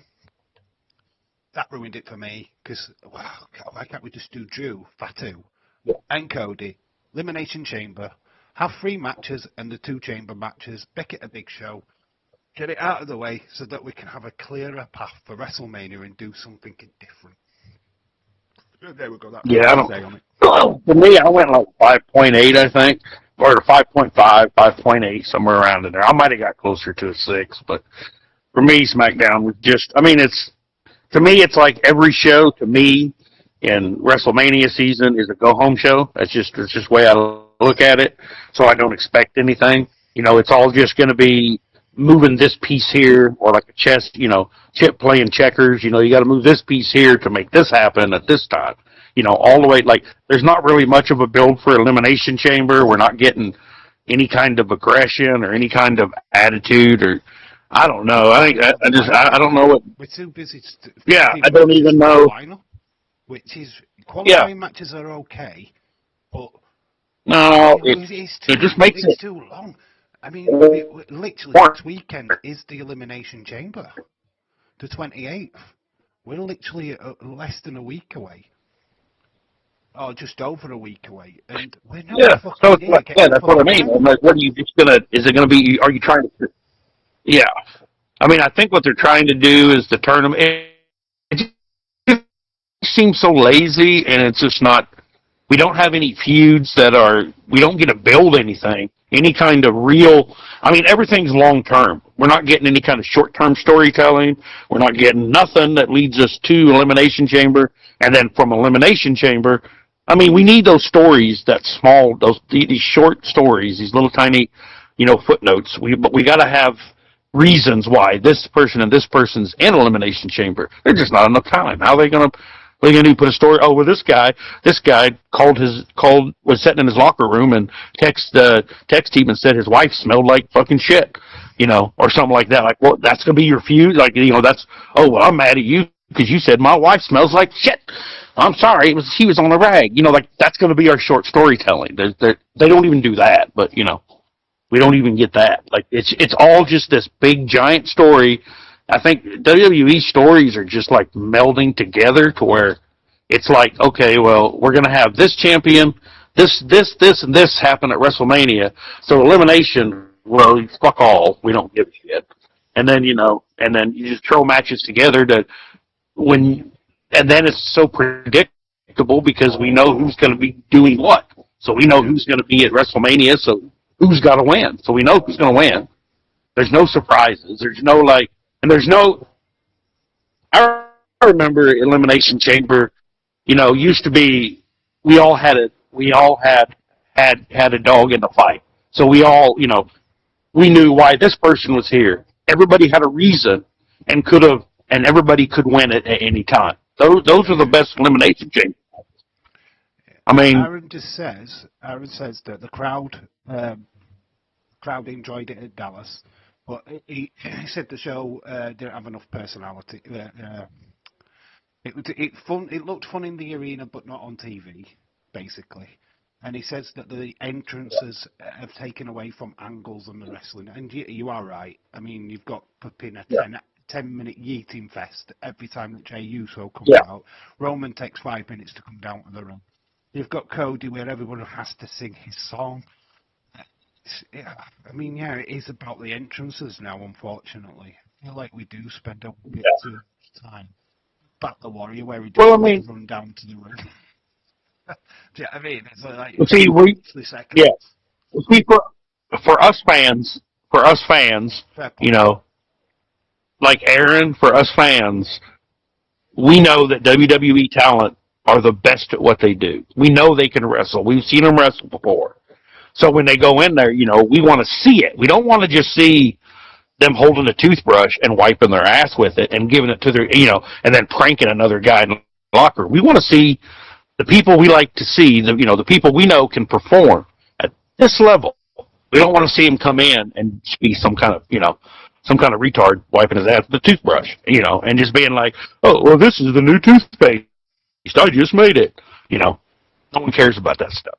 No one cares about, we want to see. I kind of get what you're saying. The people we like. The thing I've criticized AEW for such a long time, and now WWE are falling flat on this, is that storytelling. The storytelling has not been great. We have got this feud between Drew and Cody, which has gone on too long, in my opinion. But we're now at a point where we're at WrestleMania season. We're going to end this feud at WrestleMania because we have to. So that's going to be the end game. And it's now, how do we get there? Well, do we have Cody go, I've lost my title? Or do we have him still have the championship? do we have Drew McIntyre now just attacking people because, hang on, wait a minute, hasn't Drew just won the thing that he wanted from these people in the first place? Shouldn't he now be concentrating on just staying away from them? It's not what he wanted, the WWE Championship. Why is he going after Cody now? Why does he need to? Why is he going after Jacob Fatu? We kind of guess that that Drew attacked Jacob Fatu, right? I think that's clearly obvious at this stage. But we're hanging on that. It's like even if we're not hanging on that, we've kind of forgotten that. It's like it's off. Now you've not even got the payoff. Fuck. Where's the payoff here? Right, just tell us attacked Jacob and we can just get on with it. It's like now with this guy on Raw, the exact same thing. Oh, who is it? Well, we explain why it's Grayson Waller. I keep hearing this Grayson Waller theory. It's Grayson Waller. It's Grayson Waller. Why? Nobody seems to ever give me a reason why. I have not seen anybody on any wrestling podcast or anything go, oh, well, this is the reason why. It's none of your fucking now. Because it's just random. Yeah, but plus Grayson Waller plucked out of nowhere and gone, it's Grayson Waller. It's clearly him. It looks like him. It's the same with Logan Paul. Oh, it was clearly Logan Paul before we saw Logan Paul run after him. It's Theory again. With no reason. It's like throwing these names. But see, Logan Paul's strength. The story. Yeah, they're so easy to shoot down because Logan Paul. What's his strength? Being seen, because he's a YouTuber. The same as Grayson Waller. Why would it be Grayson Waller when his greatest strength is his mic skills? He's not talking.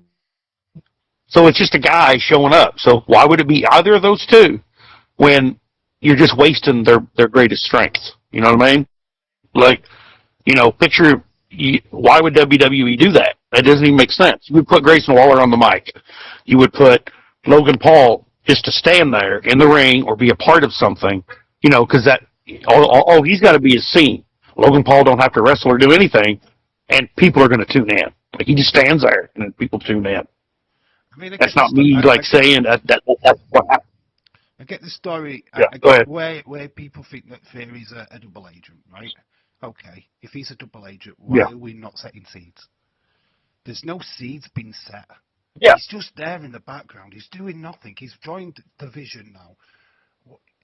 If he was a double agent, say, if you're telling a story, imagine this being a movie, right? You've got to set seeds, right? Yeah. You're going to have him disappear from time to time, or we see him coming back from this random room, and it's like, are you okay? What you've been doing? No, nothing. He's going to be secretive. He's going to be protective of whatever he's doing. They're not doing that.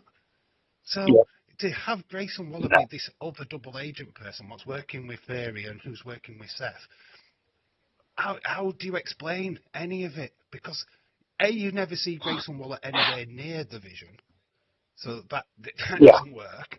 He's not seen him talk to Theory since they split up, which amazingly they're on the same show.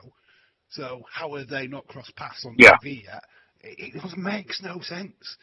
I mean, yes, we want it to be clever, right? It's fucking Seth all day long. Yeah. It has to be Seth.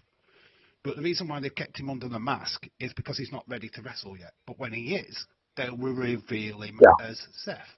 It might be Grayson Waller what's playing Seth, but it's not Grayson Waller. Well, Seth's been photographed and videoed in the PC already. He's been training for like 3 days now, or 4 days, I think. So Seth's already been training. Yeah. The mood set. I mean, I don't see why Seth wouldn't be showing up. I mean, you're not going to use Seth. You're not going to book Seth to show up and to do something like that. You're going to book someone else. Seth, but why would you pay Seth to do that? Yeah. Well, see, but why would you have Seth show up to do that attack when you're going to pay Seth to do it, when you pay someone else less money to just put on a hoodie because they're not going to be seen anyway? Yeah. Well, with the way things are now, people are seeing facial features and stuff of the wrestlers that are, just doing the role. It's just like, hey, you come here, put on The this thing is, hoodie and like Seth's go out there injury and right now, he had a shoulder injury, right? This mask guy didn't pick a wrestler up, didn't slam anybody. He did a stomp, yeah, a super kick and a stomp, which is legs, yeah, right? This is the key yeah, to all of this. That's legs. It's yeah, got nothing to do with your shoulder. He could pull off yeah, a and stomp then and a super kick yeah, and without hurting his shoulder. yeah. He's Well, had a yeah, he shoulder did. injury, right? He's had surgery on his shoulder.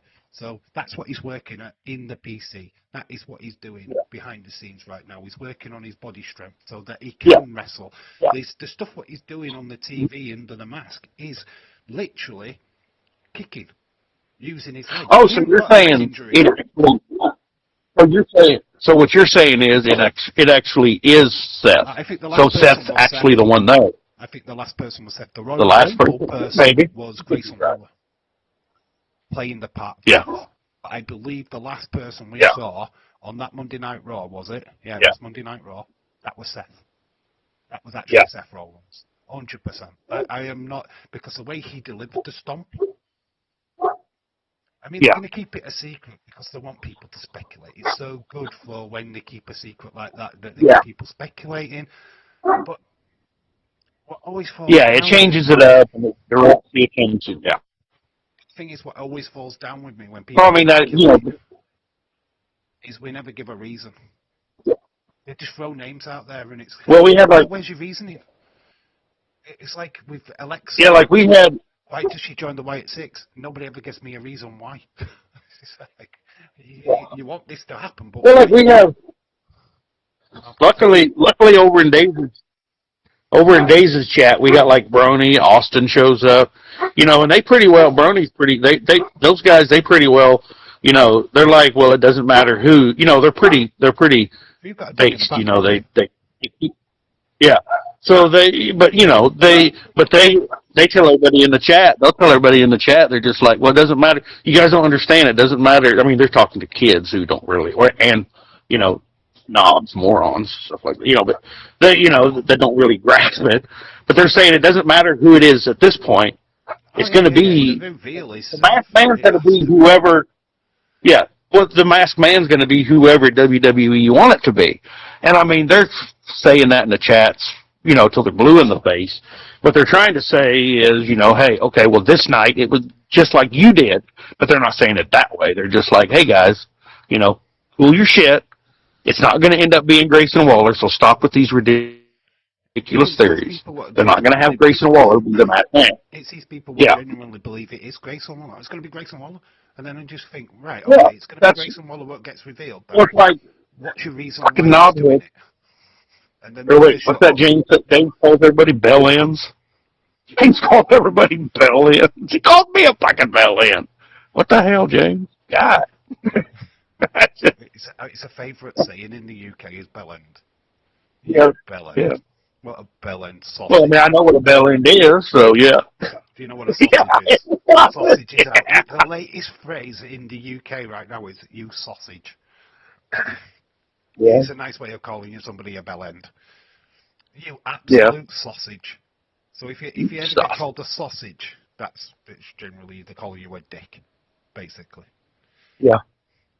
All right. Yeah. Got to share this. One of my favorite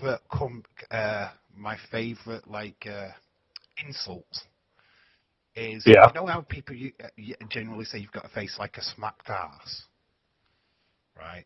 This is not my favourite saying, right? This is not my favourite saying, right? My favourite saying Thanks, Dave. God. you've got a face like I walked in on your kids and you've got a face like I walked in on Christmas Day and pissed on your kids.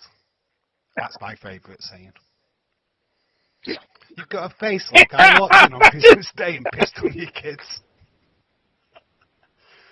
Thank you, Dave. I appreciate that. I'm gonna take that with me. That is the best compliment I've ever gotten. Thank you. I honestly think those Brits are the best. You walk in, if I got kids, we're the best at come down. Yeah, I would use that on Monday Night Raw, mate. Yeah. God, you've got a face like I walked in on Christmas Day and pissed on your kids. And then walk off. leave like Drew McIntyre. That face would be like, You walk in the Christmas day and piss on my kids, I'm just like, why didn't I think of that? That's kind of my thing. Like, why didn't I do that? God damn. Little bastards. You know, that's what I'm coming from. I ain't going to be standing up. It's such a good insult. It's like, oh, mate. It is. It's just like, because I'm sitting here and I'm like, pissed on your kids. And then you're like, because your comeback's not going to be quick. I mean, say they get to like, that insult against someone like Jimmy Cole. Well, you just think of the scenario, though. It's Christmas morning. The kids are there in their Christmas pajamas. They're in their Christmas pajamas. They're opening up their presents. They're excited. This random guy walks in, wraps out his dick and pisses on them, and then walks out. You can imagine the parents' face there. The kids just dripped in piss. Oh, I think you run across the wrong place. You're gonna get your ass beat by, you walk in and there's some parents that, aren't quite going to be too kind. As soon as you walk in that door, they'd be shocked. You wouldn't have that in the United States. We have, yeah. Well, in the United States, over here, you might, about to say, you might get away with it once or twice, but I think 3 times, the third time, you're gonna get shot. Probably as soon as that doorknob turns, there's gonna be bullets going through that door. So you're not going to get away with it for long here, unfortunately. Or fortunately, I guess. Milwaukee, there is a phantom kid pisser. Milwaukee, there is a Christmas Day pisser. He will walk in and piss on your kids willingly. Be careful to lock your door. Yeah, but that's Wisconsin. That's Wisconsin. That's what they do in Wisconsin. Yeah, that's just a normal. I'm not going to alienate. I would piss on the mother too. Just to clarify. Yeah. So we're not just pissing on kids here. I would piss on the parents as well. I have got plenty. You guys got such a. I would just share. It's just sharing. It's just nature. It's just sharing. I could use the bathroom. It's just us. It's just so easier to. It's just us Americans. It's just us Americans making a better name for ourselves in the world, The best and brightest of our country. Hey, putting them forward on the news. Cats and dogs, yeah. They piss and mark the territory everywhere. All I'm doing is just marking the territory. I'm just saying this is my territory. I've pissed on your kids. Wait. Mine. No. Wait, so I don't want you. You piss on the kids. Hey, those kids are yours. You take them. I'm done. I gotta go. I got shit to do. That's funny. Anyway, all joking aside, I just wanted to share that, to be honest. Yeah. I would be the worst promo guy ever. Yeah, you would be. What happened? Michael Cole will be in the ring, Dave. So, why do you want to fight such and such? Because he's a knob. Is it not? Yeah. I think it's fucking ugly. It's a dipshit. I just want to beat him up. He's got a face. He drinks tea with sugar. What a dipshit. Yeah, he just got a face. He just fucking. Honestly, that would probably be awesome. What? Robert. What the hell, Robert? William, this is a true story. Now, if I stunk peas on your shoe, every dog will come around you and pee on you. Skunk peas. What's that? Did you? A skunk. Yeah. A skunk. Is it a skunk he's talking about? If a skunk. Oh, it's a skunk peas. I think. Yeah, on your shoe. I don't know any. Okay, but. Well, I'm not. I think a skunk peas on your shoe. I mean, if a skunk pisses on your shoe, then every dog will come around you and pee on you. I mean, Robert, did you test this theory? Is this like something that you come up that you understood? Did you skunk ever pee on your shoes and then you attracted every dog? I want to test this out. I want to see if this is true.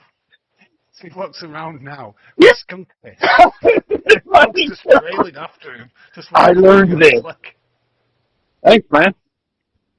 I have never heard that, and if I ever get a skunk that pisses on my shoe, then anyway, back to wrestling. Oh no. Trish Stratus Yeah. once had a skunk piss on her shoe. Yeah. Oh yeah. Hey, Did you hear about the? Okay, in NXT, right? Go on. You know what like fapping is or whatever? It's called like fapping, where a woman drops her hand down her pants and then push it behind her ears like that. You know, for like a scent, for like dating. Have you heard of that? Oh, okay, that's it. No, no. Yeah, it's like fapping or whatever. Yeah. Well, I guess she. Yep. Clue. Yeah. Yeah, so she uses her to put behind her, to use as pheromones because it's got a lot of pheromones in it to attract men and stuff. Well, apparently it's big like on NXT. There's occasionally if you watch whenever they do like when they're in the ring, they do that in the ring. They'll like do like there's like a couple matches or something. I was reading where there's like matches where you can see them where the women do that. And I'm like, well, I know what the fapping thing is. It's just, they'll do it like where they cover it. Like when they're coming out in the ring entrance or like when they're in the ring and then you'll see the camera cut away and then, like you'll come back and there's angles where you've seen it where like they do that.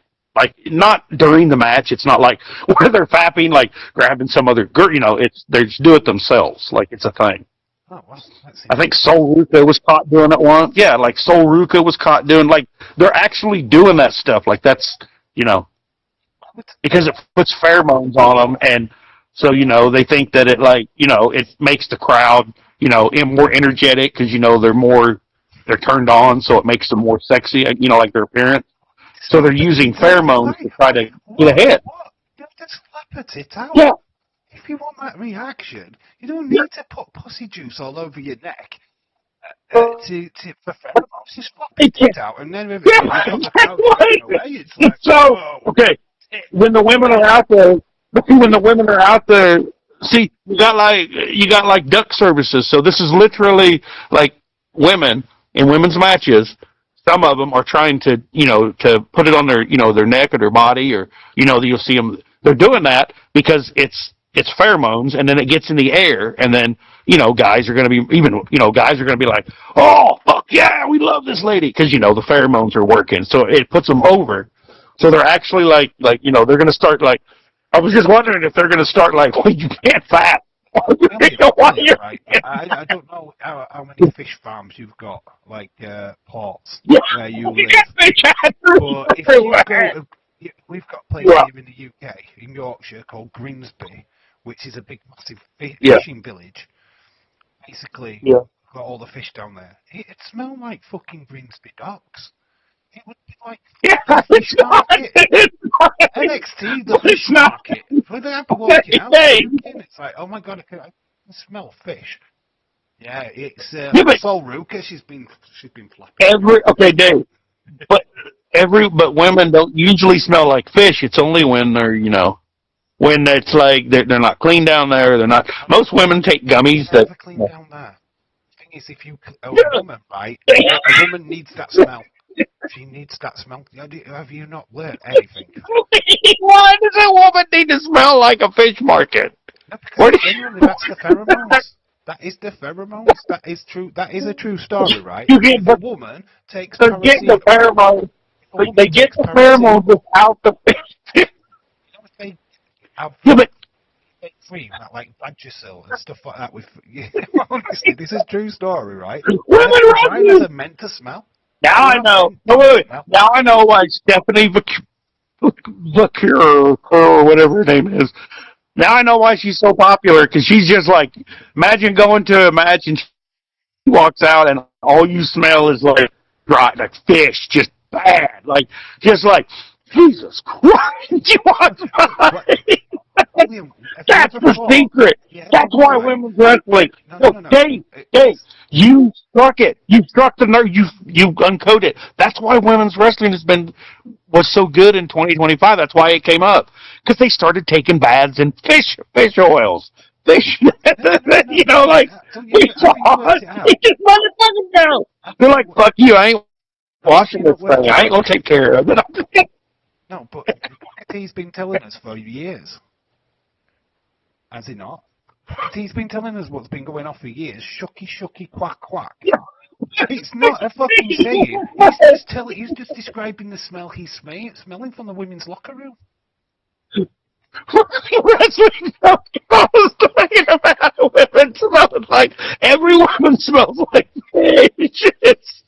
Women's big rocks.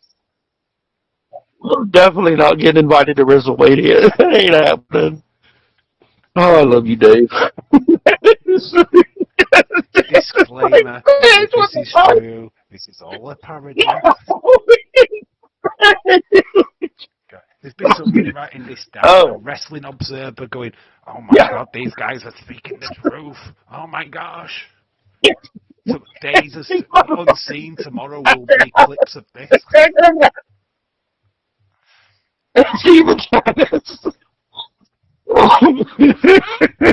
Something smells fishy around here.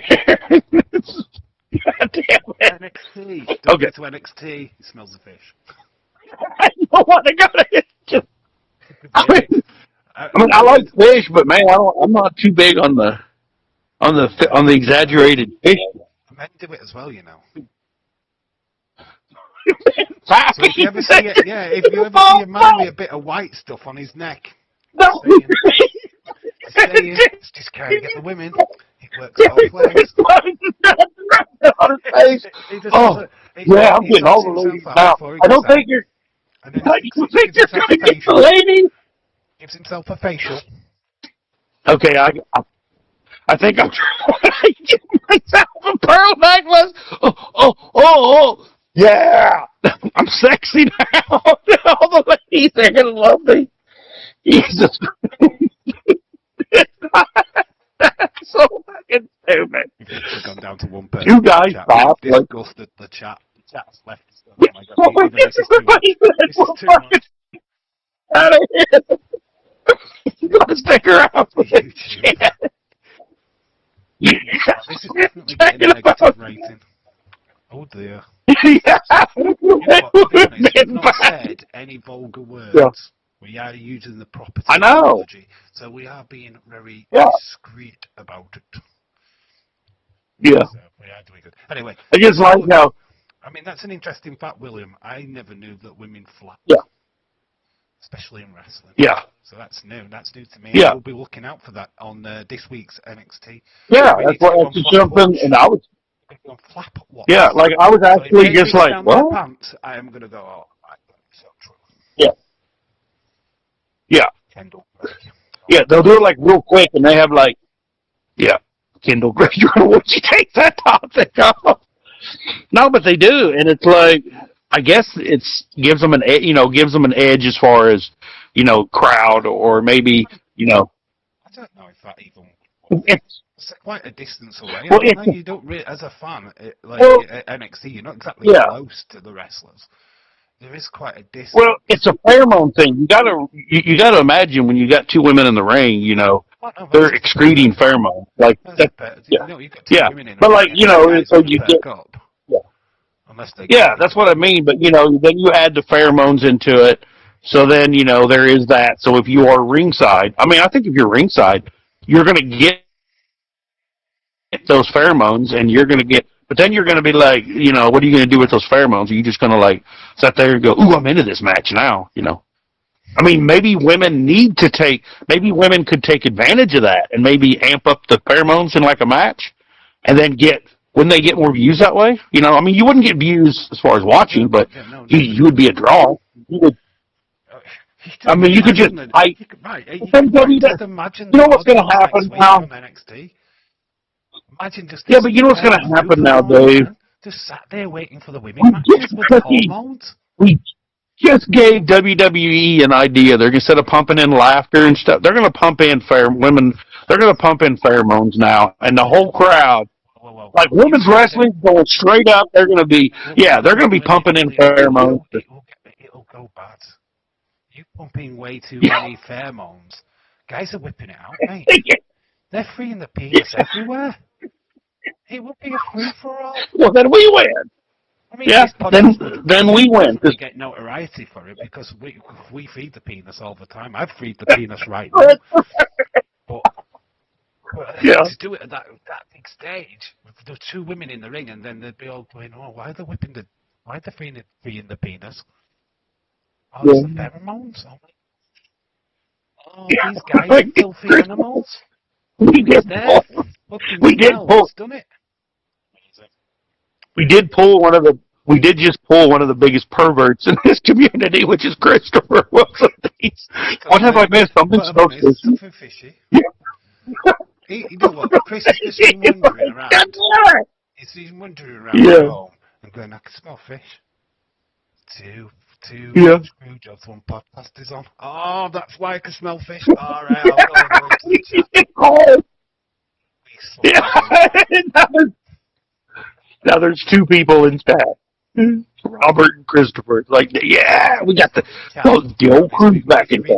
If you We're read putting the the chat, band back together. to be honest, the chat's all over the place with the numbers. There's people Yeah, there, but yeah, they're just laying dormant at the minute. yeah, If they don't write in the yeah, chat, it doesn't recognise them. They could be sat there and they're just listening yeah, to us too, going, "Remember yeah. about fishy spannies." Exactly. We're not even gonna. Well, maybe it's because we're entertaining them now. Maybe maybe they're actually entertained and they don't feel the need to chat and so Are you not maybe entertained? this is the conversation they wanted. This is what they always wanted. This is what. Honestly, Yeah. William, by the end of this year, we are going to be on so many people's playlists. You know, when they do the end of Yeah. the year, this podcast is going to be on the top. It is just, why is it on the Yeah. top? Because these guys are filthy bastards. These guys Yeah, don't they're care. sons of bitches. We've got They're Dave, who all talks about. fucking guys. We've got Dave, who's talking about pissing on kids on Christmas Day. We've got William, who likes slapping. I mean, oh my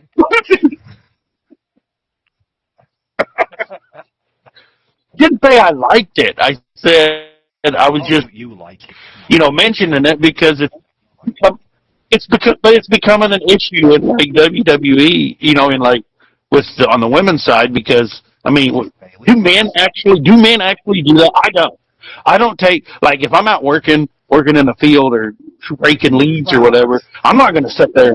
I'm not going to sit there, reach down, grab my sweaty balls, Bailey doesn't wear underwear. and rub them on my ears. That's just not because that don't smell great. Oh damn, yeah. She flaps all the Oh, she's got like right. Yeah. She flaps. Well, see, now if you were to go, so that means if you were to go online and buy like Bailey's ring gear or pants or outfit she wore, so you're gonna get that. You're gonna have it, Dave. That makes Bailey's gear worth more, right? Not washed gear. Some Yeah, guys would pay unwashed. money for that. Prison guys would pay money for that. I thought about going into business. Apocalypse, world end. We're all running around. Dave's got his gas mask with like. He just wears Bailey's underwear just like across his face. He ingests everything through Bailey's laughing. Did nobody else use but underwear as a face mask during the pandemic? That's what you. Hey, you do you, man. Yeah. Yeah. Just you, man. Just you. Yeah. Knickers.com.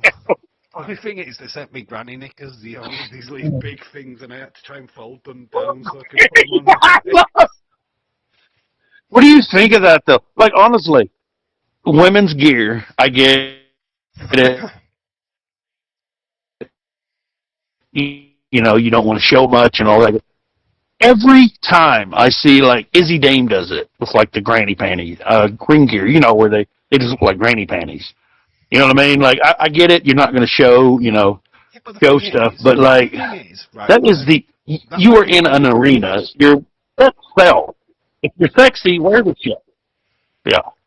Yeah, but you think the ring attire's like that. But then you see photographs of Izzy Dane on a beach and she's wearing a thong.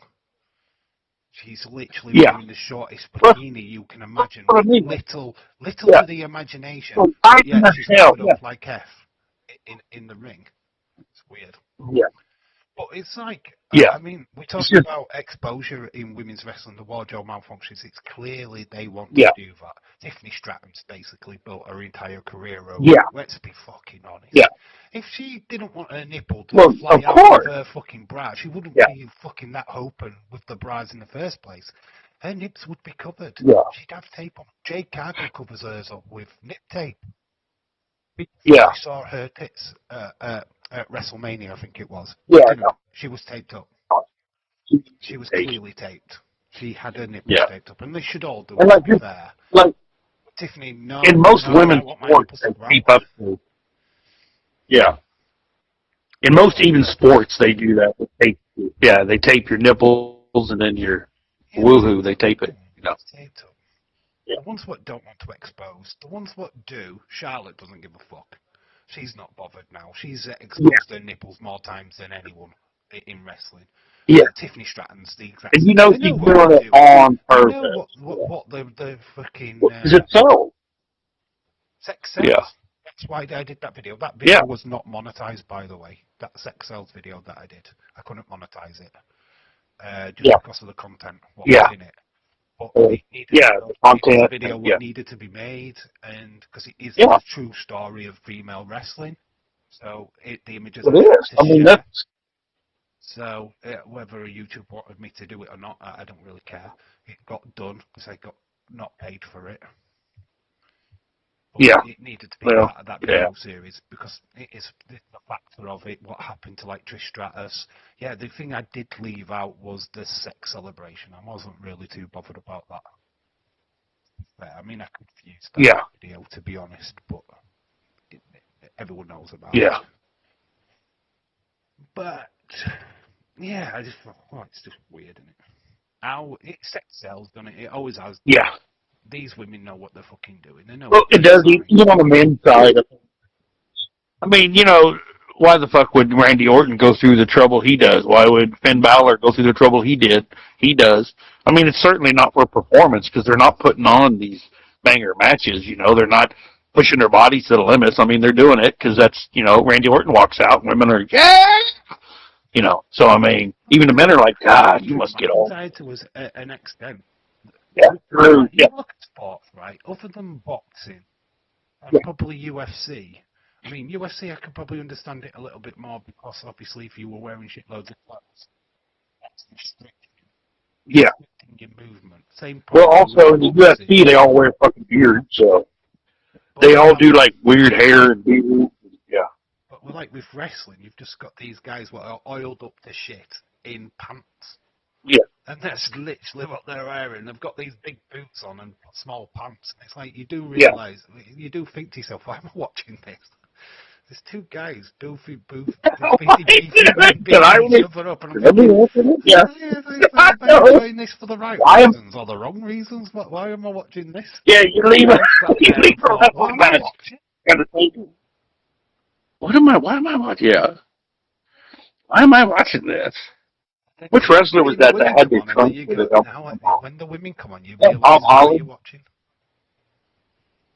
Wasn't that match with Bob Holly where like the other guy, the guy he was fighting, like pulled his pants down and like, or was pulling on his trunks to get up or something like that. There was And then you seen like there was like a recent incident. Drew Gulak. well, it was a recent, yeah, Drew Gulak, right? I think it was a yeah, Royal Rumble. He was facing yeah, Daniel Bryan. Daniel Bryan's dick was free. He freed the penis in that match. You can't find it now, obviously, because it's yeah. edited to shit. He freed it. He We freed did a it. live watch along for that Yeah, show where it happened, yeah, and I never saw it. But yeah. apparently his dick came fully Yeah. out. He literally delivered like an elbow off the top rope or something with his bollock hanging out. Yeah, well, when he was you could really see it. You could really see it when he was climbing the rope up. Yeah, because I remember that. You could see it. I didn't notice it. No. When you look back now, you just think, what Yeah. the fuck? I did not see that because obviously if you Because like they try even to put like do they zoomed in like a little white circle around it. Like there it is. but, on the independent scene, they used Yeah. to do this on purpose. You know, when they do the vertical, Yeah. and they've got yeah. Mm-hmm. Some wrestlers used Yeah. to just stick their other hand up, pull the shorts down, or pull them up or whatever, expose them, and then they're Yeah. still up in the air. They can't do fuck all. So they're up in the air. Yeah. Yes, my dick's out. Oh dear. Ah, I wonder how much. I wonder how much if Wonder if British Bulldog ever did that because he did those where he'd hold them up for like an hour. Where he just keep them up in the air. Him and Goldberg, they did. They they just hold them up forever. So imagine how many dicks they expose to like fans ringside and shit. They used to do it all the time, apparently, as a joke. Yeah, Davey Boy Smith used to wear a thong. yeah, WrestleMania, SummerSlam. yeah. He had a full-on thong. You watch 1992's main event of SummerSlam, you can clearly see him wearing a thong. It's clear as day. Yeah. There's moments in that match and you think, is he wearing a thong? He's wearing a thong. I don't remember that. Like I don't. See, I just don't remember those specific instances. I like how you're like, yeah, he's wearing a thong. I fucking know. It's like your mind is a trap for perverted. I want to get this clear, right? It's not that I specifically look for it. Yeah. I watch a thing called OVW, right, which is an old school wrestling podcast. And they pointed it out. Yeah. They were the ones who pointed it out, and then you go, oh, right, okay. Isn't OVW Ohio? No. Isn't OVW Ohio Valley Wrestling? Yeah, well, no. I thought it was Ohio Valley. OSW, that's it. It's OSW. Old school. Oh, okay, yeah. Wrestling podcast. It's an Irish lad. Oh, okay. And he's got two British guys with him. Yeah. They're funny as fuck, man. They do a review for old pay-per-views, but they go through the entire pay-per-view as a podcast. And they pick out all the facts of what happened at that pay-per-view, why the people were wrestling, what happened backstage. The fun facts were he was meant to face this person, he's like facing that person. Yeah. Right, another fun fact. It's not going to be in the facts video, but I've just remembered it. WrestleMania 1, WrestleMania 2, WrestleMania 3, sorry. WrestleMania 3, let's get it right. 3. Who was scheduled to replace Andre the Giant if Andre the Giant wouldn't have appeared? Andre at this time was 40 years old, had massive chronic back pain, was in agony, absolute fucking agony, when he fought Hulk Hogan. And there was a point in time where he said he wasn't going to do it. Who was the replacement? Who was going to replace Andre if he couldn't make it? Well, I know back in those days, that's a question. him and I'm going to go with Hillbilly Jim. Hillbilly Jim? I'm going to go with Hillbilly Jim because he was in a match earlier on in the show, though, wasn't he? He was in that Bundy mess with the midgets. Yeah, but I think he was always he rode around with Andre. And, yeah. He wasn't. Oh, you didn't know that he was? Oh, he was with him and Andre the Giant. They toured together. They drove together in Andre's big old Cadillac. Like those two, they were tag team for a little while. I mean, those two. Oh yeah. Those two were like best. He just wasn't the person. That's why the first because when I think about all those guys of the past, it's like Hillbilly. He had those shoulders, and I mean, he was just a brute strong. He was a strong guy. Like he would just. I remember him from. Yeah. So that question to the chat. I mean, he didn't have show muscles. So come on, Robert, come on, encyclopedia, Robert, because it's in your brain. Robert knows. Robert will know. Yeah, you already know. I'm going to wait for Robert's answer. Who was? Definitely not going to be Big John. Obviously, he didn't replace Andre because Andre went on to do the match. But there was a point. There was a point up until then where he was going to say, "Fuck it, I can't do it. I'm just not able to." Yeah. So who was it? Who could have been the replacement? Well, he was in with us. It wasn't Big John Studd. Would it have been Chris Quaker Typhoon? Wouldn't have been them. No. They weren't even there. Yeah, but I'm trying to think of who was even there. Think about now. Yeah, think about WrestleMania 3 time. Who maybe even think of past feuds at other WrestleManias. Who could have replaced Andre?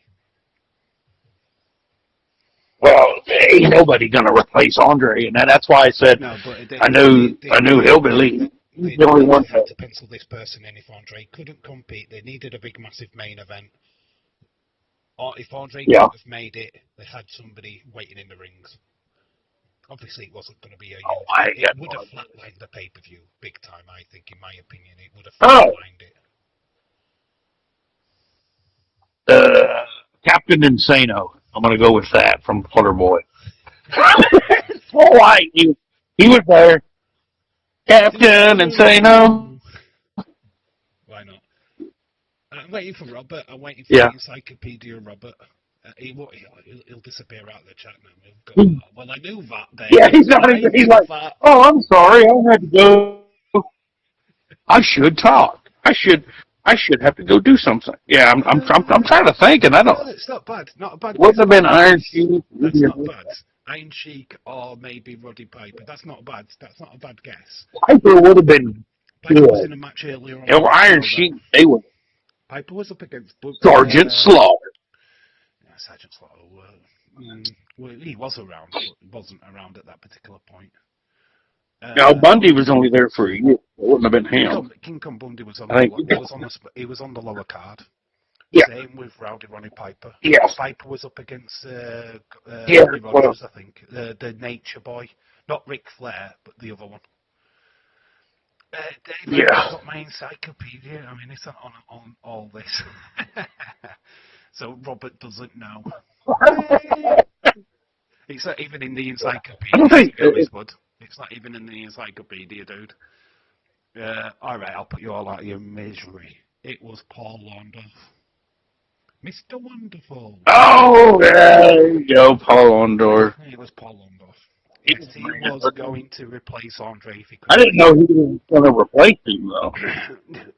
No, well, they didn't want to replace Andre, of course not. That would have been stupid. Because obviously, I just wouldn't have seen Paul Orndorff. WrestleMania 3 that we know and love today if Andre Hogan faced each other. Andre might have not even got the mega push. Yeah. His push might have flatlined if he'd have faced Paul Orndorff, to be honest. That's like an interesting thing, though, isn't it?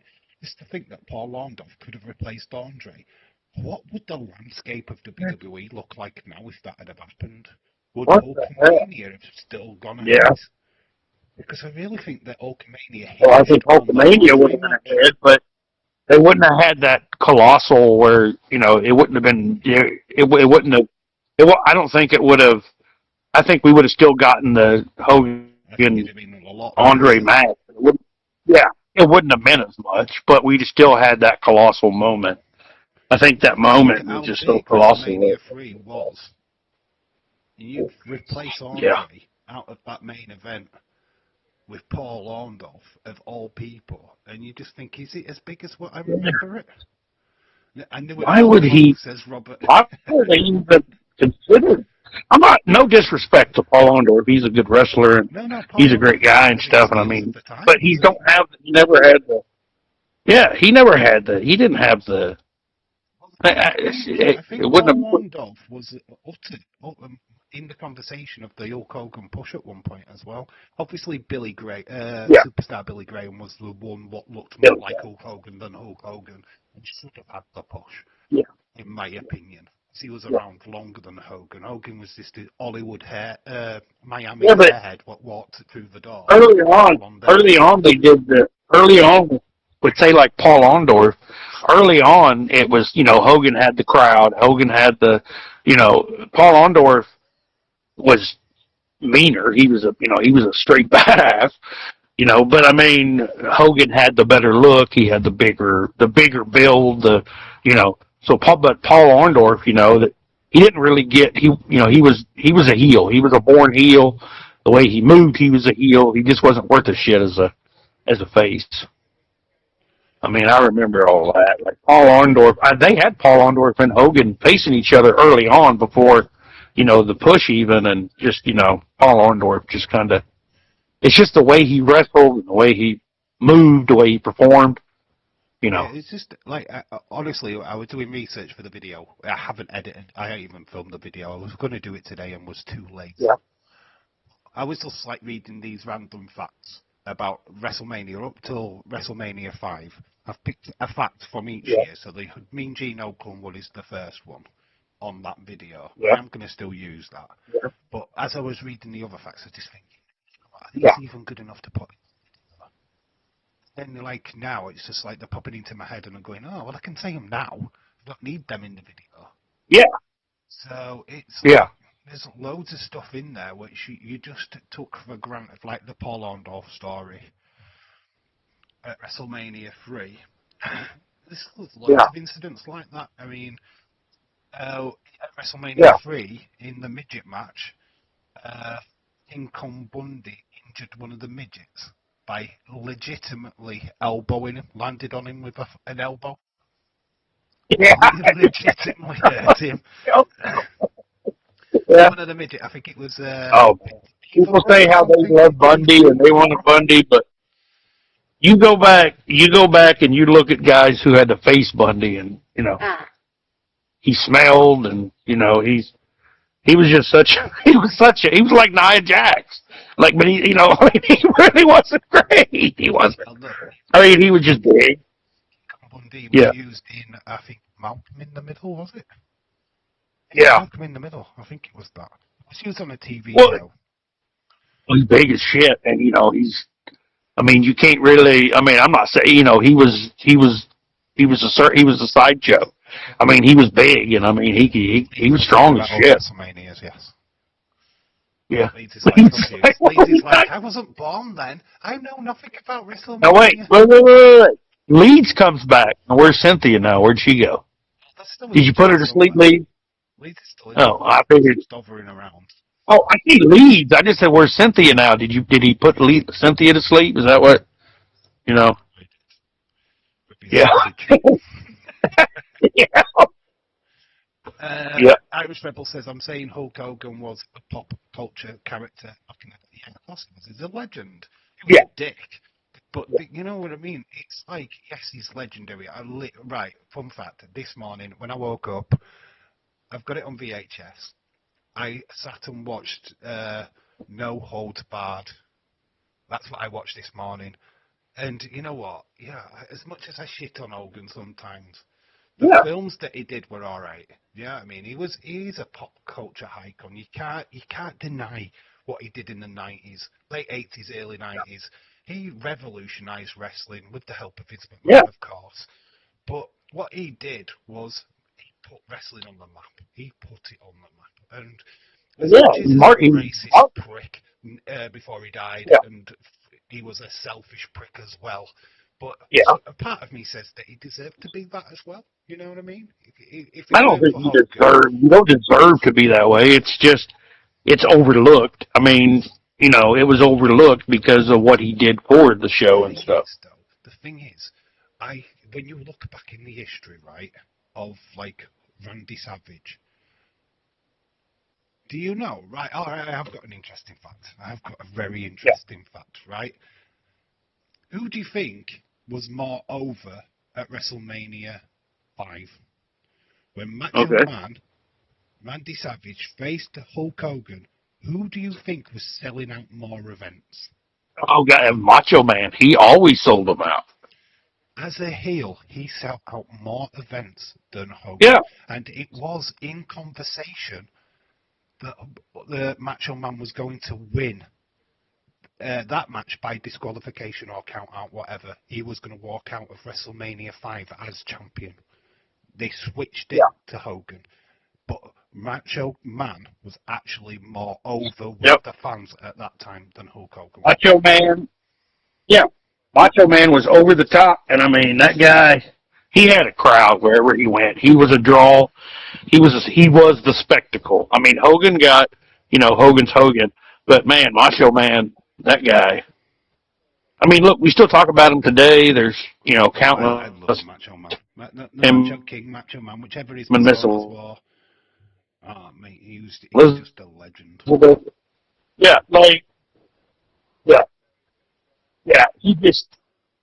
But that's his personality. Now he angered a lot of people, of course, because he's in a business, business-wise, like him and Hawk, they're famous, in the restaurant bullshit. But, Macho Man is that guy. He was the guy that he was the show. He was the showman. I mean, and he don't even get credit for a lot of the things he done. The cream to the top. Yeah, like, I mean, he was. He the Kingdom went to WWE in that era, and his era. Even today, we don't have another Macho Man. You know, we don't have anybody trying to achieve that. Seriously, though, if marketed correctly, I always felt Elias could have made a perfect Savage replacement.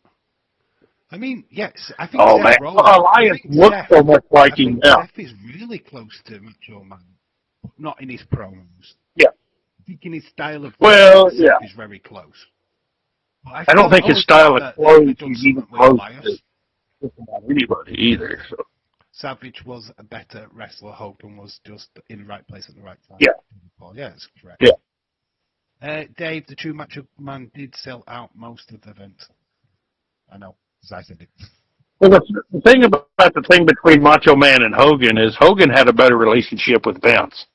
Because, you know, Macho Man's relationship with Vince, Macho Man was more of a showman. He was more of the locker room guy. Hogan and Vince were so tight.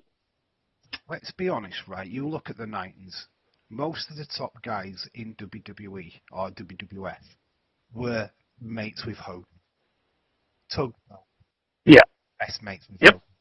Sags of the Nasty Boys, best mates with Hogan. Yeah. Leslie was the beefcake. Oh, come on, that guy was shite. But he was best mates with Hogan. The guy couldn't wrestle for shit. That was even before the boat accident. I mean, they gave him I think he was a gimmick. Yeah. The old WCW run of Hulk Hogan as a face before he turned heel was literally them feeding his best mates to him. Yeah. You know, the Terror, what was it? The League of Terrors or whatever they were. Dungeon of Doom. League of Terror. Whatever they were. There was some shitty name. The Legion of Doom or some, whatever. The Doomsday bollocks. And Legion of Doom, the tag team, you had Zodiac. You had the Shark. You had Bodybuilder. I mean, I don't know. They just had all these random shitty characters, what were supposed to be the Yeti. Oh my gosh, the Yeti. It's the Yeti. Yeah. I mean, fucking hell, WC was just like the fucking worst promotion in the world. Until they actually did something cool and interesting. Dungeon of Doom, I know what it was. I was like winding on. Yeah. The League of the League of Incredibly The League of Terror. You know, that's going to be a new faction. We are the League of Terror. We scare kids. This is what we do now. Boogeyman's new group. Yeah. I'm the Boogeyman. I'm going to be the League of Terror. That'd be a good finisher name. The League of Terror. League of Terror. I'm copywriting it right now. I'm painting it right now. Yeah. Oh, man. You just look. It was just a lineup of his best mates in WCW. It's like, Holtman, do you want a job? Led Nesley, do you want a job? It was like, oh my fucking god, it was shite. It was shit. So when Kevin Nash and Scott Hall went over to WCW, they breathed a fresh air to that promotion, right?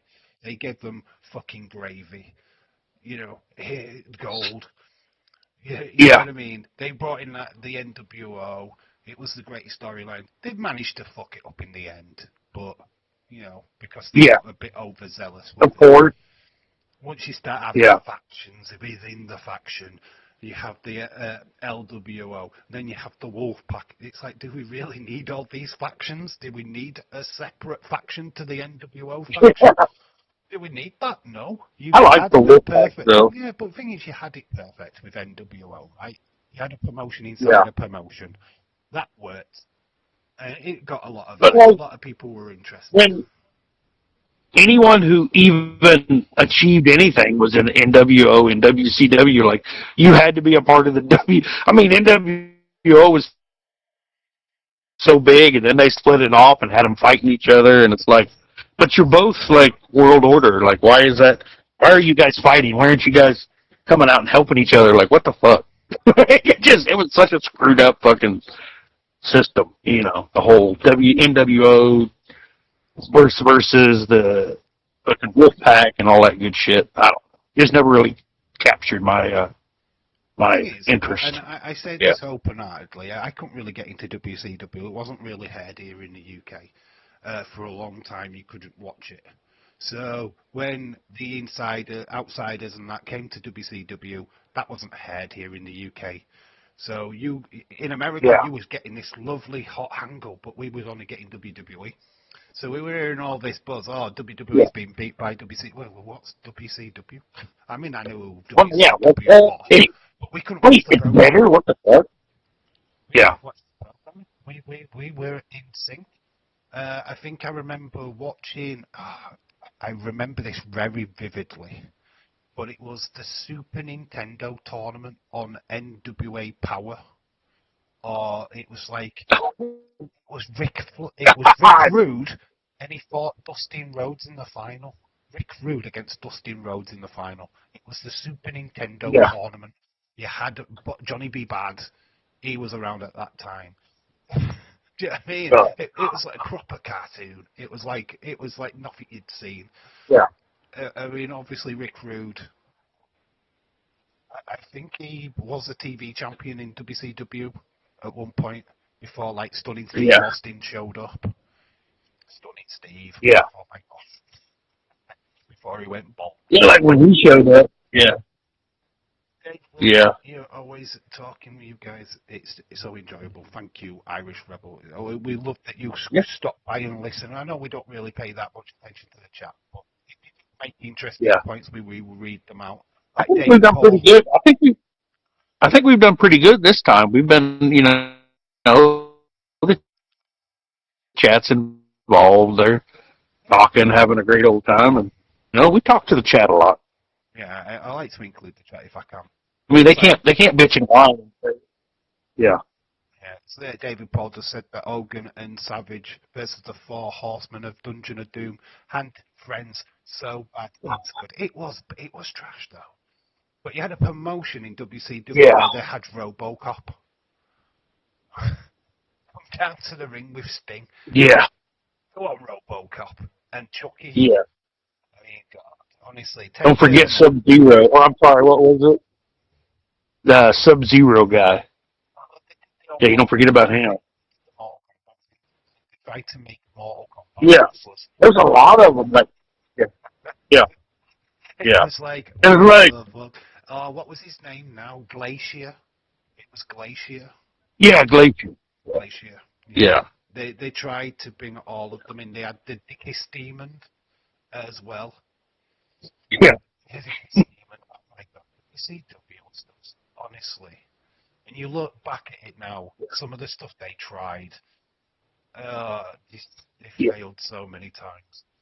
It was like, Edge was there. Edge wrestled in WCW for a short time. Anybody know who Edge was in WCW? Does anyone remember his original name? It wasn't Adam Cole, but still in the chat.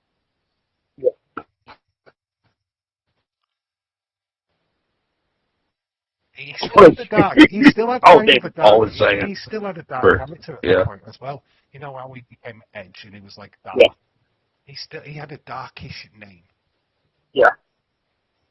If anybody can answer that, I don't know if it's in the encyclopedia, Robert. But if anybody knows, I know it. Of course, I know it. I won't say it if I didn't. It's like Triple H. Well, that's because you know it. Name. Do you remember what he was called? Yeah. In WCW. Apart from John, Triple H? He was known as John Paul Levesque, but before then he was known as Terror Rising. Terror Rising. That was his name. Terror Rising. Oh my God. Terror. Hey, Terror Rising. Damon Striker, well done, David Paul. You were correct. I didn't even know Triple H was with them. I didn't even know. I didn't even know. He had 2 runs. He had 2 runs.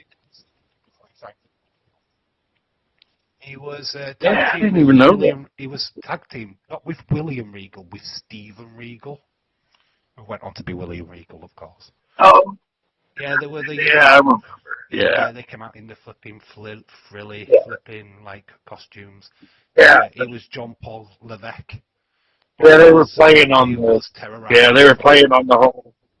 Yeah, Yeah, British yeah. flipping Connecticut flipping connection. They always played them like they were like homosexual or gay. You know, like that's was the whole British. You know, that was the thing back then. Even it played on the stereotype.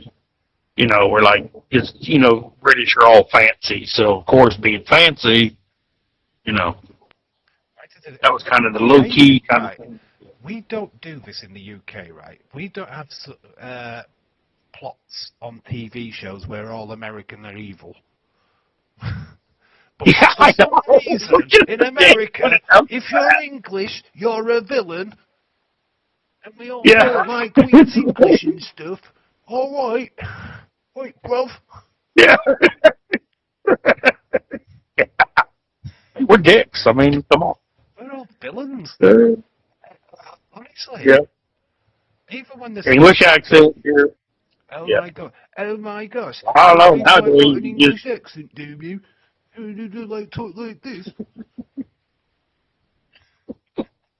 Well, women just throw their panties at you now, so you walk in, you're just like the Beatles. So they're just like, I think the Beatles done that for you guys. Hey, calm down. Beatles Hey, changed I'm that. from Liverpool. Yeah. That's how they talk like. They ain't Yeah. talking Queen's English. Hey, calm down. Hey, Ringo. Hey, Ringo. Yeah, put down the drum kit. We need to go for a bevy. Yeah. You think the Beatles did that on purpose, like laying real heavy into the whole Liverpool accent thing? You think that was like scripted, like they actually leaned into it that heavy, so just Nah, to promote no, that kind of thing? they never really talk proper. It's, They never really talk proper Scouse. They had the Scouse accent, but I mean, yeah, I go into it way more because you do a bit of a squeak to it. yeah, But yeah, yeah, I do think the Yorkshire accent gets over in America because obviously Sean Bean, very famous yeah, Yorkshire actor. Obviously, you've seen him in films like Lord of the Rings, James Bond. yeah. He died in Game of Thrones in the first season, got beheaded, but he always went into with that northern accent. It's Sean Bean's, where a lot of What's people that don't one? see. God, he done the late night talk shows. He had his own talk show. Was Gordon or something like that? Can't James remember. He was Corden. in James some. Corden. Yeah, James Gordon. That Corden. guy. It's Corden. Yeah, like Yeah. he was always a jerk. Like if he was ever. He was fairly big in the UK. He His, wasn't massive, but yeah. he held his Yeah, own. but He like became over famous. here, man, he was just a jerk to everybody. Like that was the biggest thing. We'd have news junkets all the time, and like he was just such an a-hole to like everybody. They never Like really got even that message his over here, staff to be would honest. say, He started on a yeah, TV show called Fat yeah. Well, that's Friends. what I mean. Like, yeah. Well, that's what I mean. But like over here, it's like God, he's such an asshole. He was like, well, no, you be there, you be there. Like he was like he was perfect or he knew better than everybody. He That's got just notoriety that's just for the thing over here. the thing he's famous for, Yeah, right? Is a TV show called Gavin and Stacey. I don't know if yeah. you've heard of that in America, but it's basically about No, a I've Welsh never heard of lass that. who it's a Welsh lass who gets off with a lad from London, and it's how they meet. They meet on a random night out, and you see how their relationship grows over the time in episode after episode. La la la la la. And James Yeah, Corden co-wrote this with another female yeah, actress who's in the same show, yeah, but he played the fat friend, right? He was basically his yeah. role was I'm the fat friend. I'm gonna hoard loads of food. I'm gonna be the funny one. La la la la la. That was his role. That's how he became famous. It's literally how he became famous, right? He was started doing musicals. I think he starred in a musical, which was a rendition of a guy called Paul Potts. who was the first Yeah. winner of Britain's Got Talent here in England. He was just this, right, Paul Oh, Potts. yeah. The story of Paul Potts, right? He was a mobile phone seller, right? He sold mobile phones. He worked at a car phone warehouse. He comes on Britain's Got Talent. He's wearing a suit. He's this big fat lad. No offence to big fat people, Yeah. because I'm saying it a lot. And I don't mean it offensively. Thank you, Dave. Yep, thank you, Dave.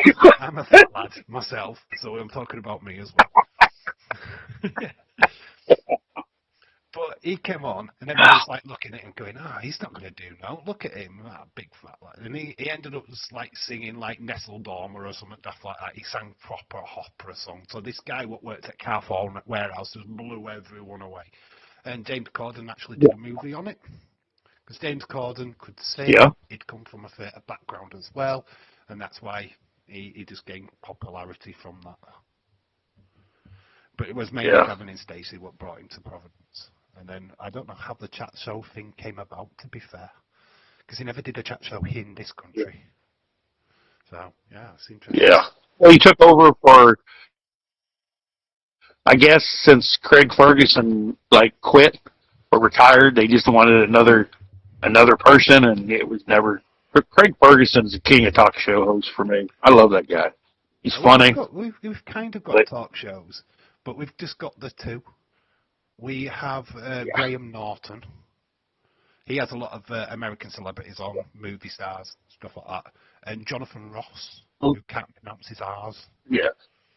So, yeah. Well, the one we get, like, all the time. See, the only ones we know of your guys is really is, what's his name? The jackass from fucking, I can't think of his name. God damn it. He was the star of The Office over in the UK. Oh, you're that guy. I know who you're talking about. You're talking about. Even like I don't think it's just. God, it's called David Brent. He's in the news all the time over here. What's his fucking name? Yeah, he has a talk show. Yeah. He has a talk show. He has a talk show. He was in the. Yeah, he's got a talk show. He did a Night of the Museum. Yeah. Oh, what's his fucking name? Yeah. I know it's something I want to say Kevin, but I know that's not it. That's not Kevin. I can pick. I mean, he's in the news. He's on award shows. Yeah, he's like one of the Chris popular. Saved my ass, mate. You saved my ass. Chris has saved my ass. Yeah, it's Ricky Gervais. Igor. Yeah, congratulations to you. Yeah. Why can I not Jarvis. have him in my head? Jarvis. It could have been George Washington. Yeah, no, like, I mean, he's in like every... Yeah, he gets a lot of press over here and shit, and he's always laughing. He's on award shows over here, and yeah, he's like the only real, like, as far as... funny guy, right? Ricky Gervais is genuinely funny. Yeah. He did a show over as well, not just only The Office. Which, congratulations, Americans Talk is the only show that America have actually got correct. Yeah. What you've managed to do is take the first couple of years of The Office here in the UK, because it doesn't exist anymore, and you made it your own. You created more in-depth characters, you moved it on, you moved it away from the original concept, and you know, congratulations on that, because you fucked up everything else. Shameless. You we didn't fuck up The Office. You fucked it up. The amount of English shows you've the one thing we got The Office right. Yeah, the amount of English shows you've managed to fuck up over the years is unbelievable, because you just don't have our sense of humour. In between us, there's a scene where one of the characters shouts out "bus wankers." You couldn't even get that right, because you just don't understand the term wanker. You abbreviated it. Oh, bus idiots. Not the same. It doesn't work. No. You've got to be more vulgar than that. Yeah, the sense of humour just does not translate. I mean, it is a British show, so... We can't do American shows. I think, personally, you know, we threw your tea... Well, see, Dave, we threw your tea in the water, you didn't give a fuck. You're like, fuck all, don't care. So then, you know, we're like, well, fuck it. We're going to fuck up everything, all your TV shows, because Hollywood's all we got is a weapon. So we're just gonna fuck up all your TV shows you like. So then we're going to make you watch them. I know it's happened to So that's, you know. know what's happened to Cynthia? Serenity's nicked her phone. She's nicked the laptop or her phone. Because Cringe Wolf is Cynthia. Yeah. Yeah. Yeah. Welcome back, Cynthia. Did Serenity nick your phone or your laptop? Is that why you've had to change? Yeah. Cringe Wolf is definitely Cynthia. Yeah. Yeah, Oh, Serenity's stolen it. Mum, get off! I want to play on the laptop. Fuck off, you little shit. yeah. Yes. Here you Mom, go. don't call me that. That's amazing. Cynthia goes in there, puts a load of laundry in, and just sits over there by the washer and dryer. So Waits for the spin cycle. literally won the battle. She's won the battle, and like, no, Mum, you're on the phone now, bitch. I've got the laptop. Cynthia sits in goes in there and waits for the spin cycle by the laundry. There's like 30 minutes of her day. She's just like, fuck it. Yeah, it's Cynthia. It's second account. I remember it last time. Oh, bless. Welcome back anyway. Yeah. I'm glad you won the fight with Serenity. Yeah. Oh, anyway. What we're talking about? But what? Ricky Gervais. Ricky Gervais, yeah. We've gone into comedy. We've moved Yeah. away from wrestling. Ricky Gervais Yeah. is at WrestleMania. It was his dream Well, as a little boy comedy to become a wrestler. So Triple H is going to honour it and allow him to wrestle against Cody Rhodes in the main event, because obviously you've got to let these celebrities live out their dreams these days. I heard. Well, see, I miss the comedy in wrestling. I love those skits, like the little comedy deals they do. That's the greatest. When WWE does it, they do it the best. I think the best with their little skits and segments. I think the best thing ever WWE did, you know, when they did Hollywood, I think it was like WrestleMania 23 or something like that, really 21 or something, and they did all the skits from the TV show, the movies. So they did like Pulp Fiction, they did Brave. Why the fuck are we not doing shit like that now? Why have we suddenly ditched all the good stuff? Because they were good vignettes. They were having Stone Cold turn around and go, I'm the father of the murdered son. You know what I mean?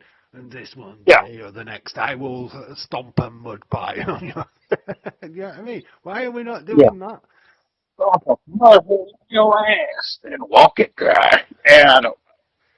They do that shit, and then I guess since, that's a Vince thing, though, he loved that crap. He loved the little dry jokes, and that's a Vince thing. I think that left Vince. Remember TKO? Aaron was correct when he said earlier, we've lost some kind of personality. We're now waiting for our truth to make us laugh. Well, we're waiting for,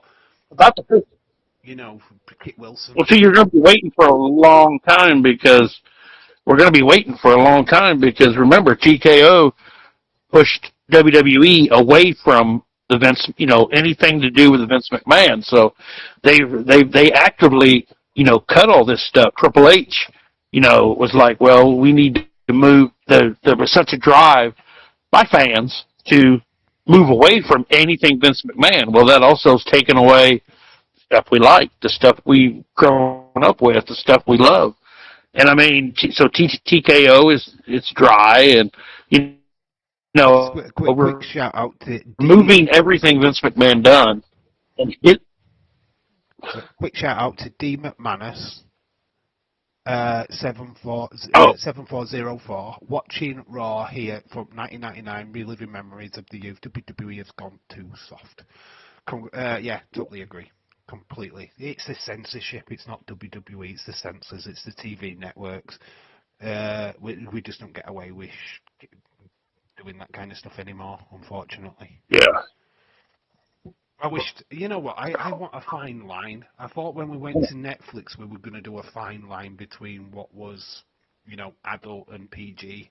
But we've fucking fallen flat. We're just doing PG shit now. It's nice to hear the old fuck you in the chat, in the crowd. Fuck you, Roman. Yeah, I mean, that's the good stuff, right? We're not getting enough. You're right. We're not getting nowhere. Yes, Well, I mean, definitely am. as I said, we're so much of wrestling. NXT 2.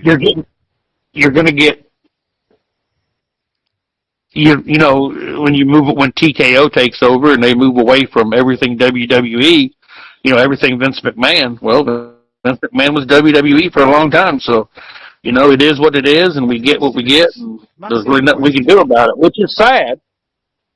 That's a question to kind of like wrap up tonight. So we're probably going over half an hour. Okay. Yeah. But major talking point. Yeah. Are we in a better place now under Triple H than what we were at the final stages of Vince? I mean, I've heard a lot of people saying at Royal Rumble, we want Vince, we want Vince. But look at where we were under Vince. We'd got rid of Karrion Kross. Yeah. We'd got rid of Bray Wyatt. We weren't doing anything with Finn Balor at all on TV. Vince was in this little bubble where he thought he knew wrestling.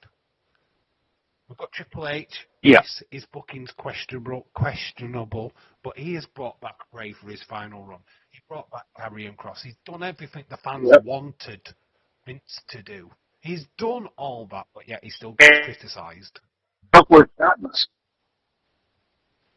Yeah. Well, you're going to. It's just, I don't know. I don't know if we're in a better place or a worse place. I think we're just in a place. I think after the pandemic, I think it's recovery. You got to remember, sports entertainment took a bigger hit than sports did during the pandemic. We didn't have anything. We didn't have shit to watch. We didn't have participation. Yeah. Totally. Yeah. Totally agree. And you remember before the pandemic, we were losing fans. We were losing, shows were down anyways. And then to me, it's just we're still trying to recover from the pandemic. But I mean, when do we stop using? When do we stop using the excuse? I don't think it was the pandemic hurt a lot. Look at what we're getting right now. Like before. Pre-pandemic, I mean, wrestling was just it was in a pattern, but we had it was good. And then after the pandemic, it just seems like we're in this stage where I think we've recovered as a society, but I don't think wrestling has moved really much past what it was, because it's not as good as what it was before the pandemic. I mean, I enjoyed shows pre-pandemic era. I don't know. We've had good shows, but nothing as good as before that. There's a counter argument to that. I don't think it's necessarily. I mean, yes, crowd participation, big massive factor from the pandemic, of course. But what I think is that when we came out of the pandemic, we ran with one of the best stories in wrestling history, the Bloodline, and it was fascinating to watch Roman have that championship for 4 years. 4 to 5 years. It was such an amazing time that literally now the story is what we've got, or Cody's story. You know what I mean? We've got past all that now. We have no big thing now. We've just had a year where we've just kissed John Cena's ass and said goodbye to him. What I mean about what we're doing now? What's the next step? Where's the next big thing coming? Who are we rooting for now? And I think now we're struggling to find somebody to root for. Yeah, I would like, if that's your opinion, that's great. But, you go back to, I think Bloodline was so big, and Cody Rhodes coming back, was so big. I think that's because of how bad the pandemic was. They intertwined with each other. No, but, so I mean, it exploded like, yeah. But, I mean, you could say that, but I think they owe a lot of it to coming back from the pandemic as well. We're coming out of that, so everybody's amped up and excited. So, you kind of got the post-pandemic, era kind of coming in for where any fucking storyline's better than anything we got at this time, and it takes our mind off of the bullshit we have to deal with now, like what's COVID, and then what's the world going to be like after that. Really, right, just before the pandemic, he was running a story between Baron Corbin and Roman Reigns, right, which involved dog food. Yeah.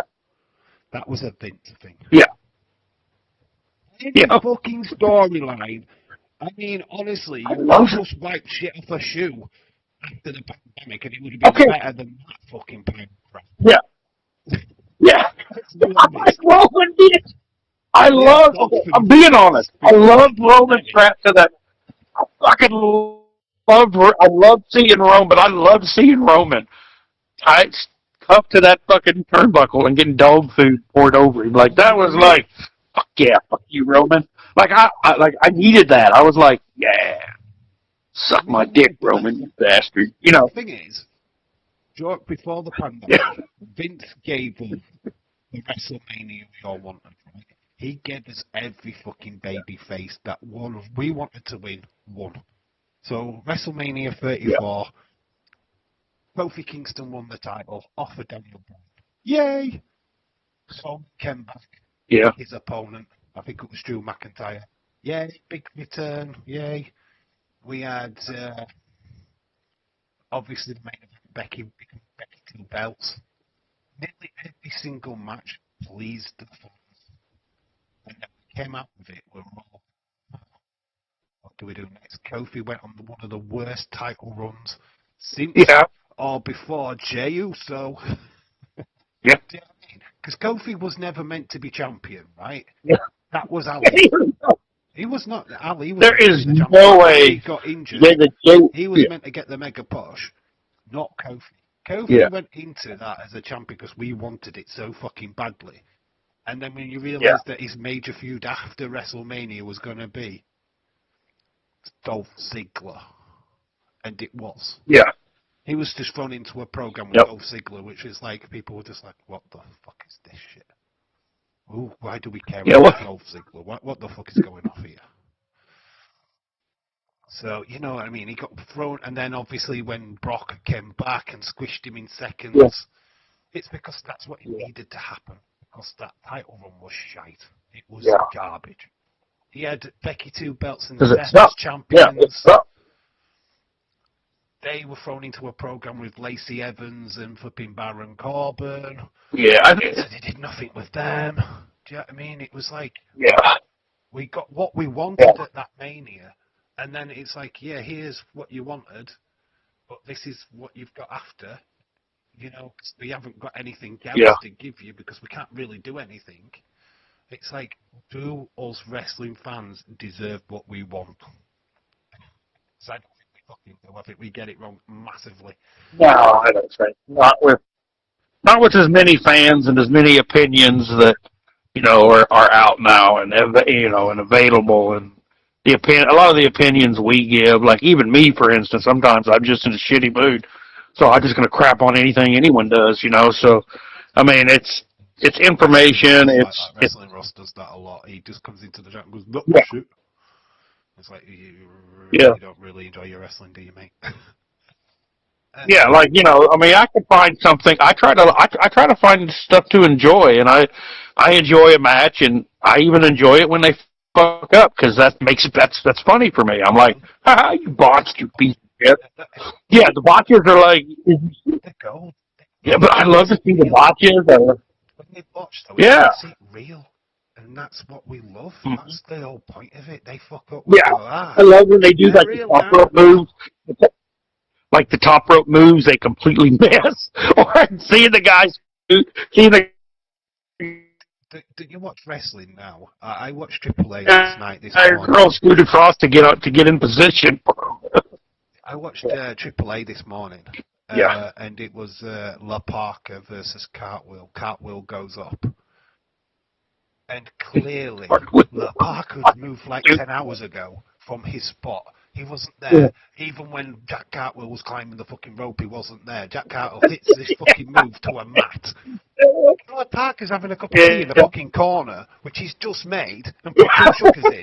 Because that's how long it fucking took for him to get up and drop. And it's like, what the fuck? Yeah. Am I watching? And it's like, that kind of shit takes you out of the action, and you go, well, clearly you wouldn't have hit that move, because you know he's just got up and walked away, because you've just fucking seen him. Yeah. So, yeah, It's fucking hilarious. some of Some of the it's shit. just fucking fun. So it's just funny to me. You know, when somebody says, "Oh, Dave, but you know wrestling's fake," I go, "Yeah, but that's why I love it. That is literally why I Wrestling. fucking love Yeah. it. If it was real, would I love it if it You was get up real? there and do a flip and Would it be as fun if it yeah. was real? So who's going to go up in a suplex? I know. Who's going to do? These people would be dead. You, I mean, you take why is it? someone's head and you wrap it in your arm and you drop it into a fucking chair. That's gonna hurt. That motherfucker's going to the hospital. I mean, right, you've got flipping if literally. I know it did kind of happen, but And if it Hulk was real, Hogan security versus would come out Andre. and whip off. What? Hulk Hogan versus Andre. If he'd actually picked Andre up Yeah. without Andre jumping into that move, so it takes Andre to Yeah. actually elevate Yeah. himself to give Yeah. Hogan a chance to pick him up. Yeah. Hogan's picking him up Yeah. by himself with no elevation. He's dead. He's squished. Ain't He's happening. fucking done. Because that's just Yeah. dead weight landing on you. Ain't picking up dead weight. That's over 500 pounds. Yeah. Yeah. In reality, your Yeah. big I guys mean, would it's win every time.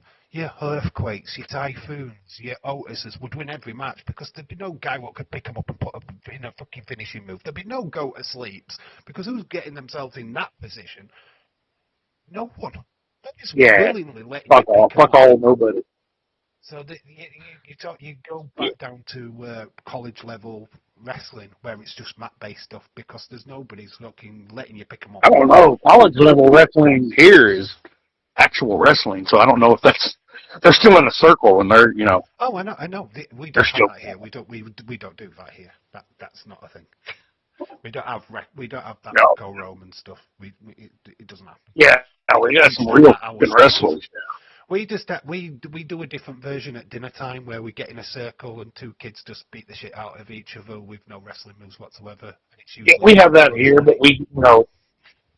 yeah, yeah, we have that here. We just Hey, if you we do just have go that, out and just say, hey, go down and beat up the kid next, go fight the kid next door, and then they fight and they get beat up and we're like, ha ha ha, should have done your homework, you little fucker. well, We do shit like that.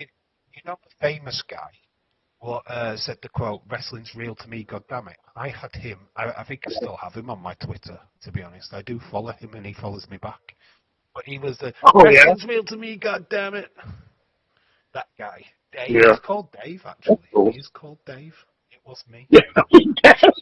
It's me, Oh yeah, God his damn name's it. actually it was me, but it was that guy. Oh damn. Oh, See, this is the stretchy. thing. I know wrestling's open to criticism, and it always will be. Yeah. But I do think when we get, I hate, this is the one thing I hate. There's the most quoted thing is, oh, we never back anybody new. It's always the same old people, right? And then we do something fucking new. Royal Rumble last year, Jey Uso wins the Rumble. Why have you Yeah. given it to him and not that guy? Why is Randy Orton not one? Why is Roman not one? Why is that person not one? And it's like, you've just asked the fucking question, why do we not push anybody new? And then the moment we do, I don't like it. Yeah, but all those fuckers pushing Jey Uso, and now they're all the same people all crying and saying he sucks. His crowd. I mean, why the fuck would you listen to those people anyway? Who the fuck's listening to those The guys? reason why Jey Uso was picked, William, who do right? you think the guy in the black? Oh, yeah, Jey Uso was picked because he was the top merch seller at the time. Plus the fucking crowd yeah, reaction from Paris. I think, well, it wasn't Paris. yeah, I think it was Lyon when there was a backlash, and yeah. they did the Firefly yeeting, and the fucking crowd was fully in it. It was a spectacle. It looked amazing.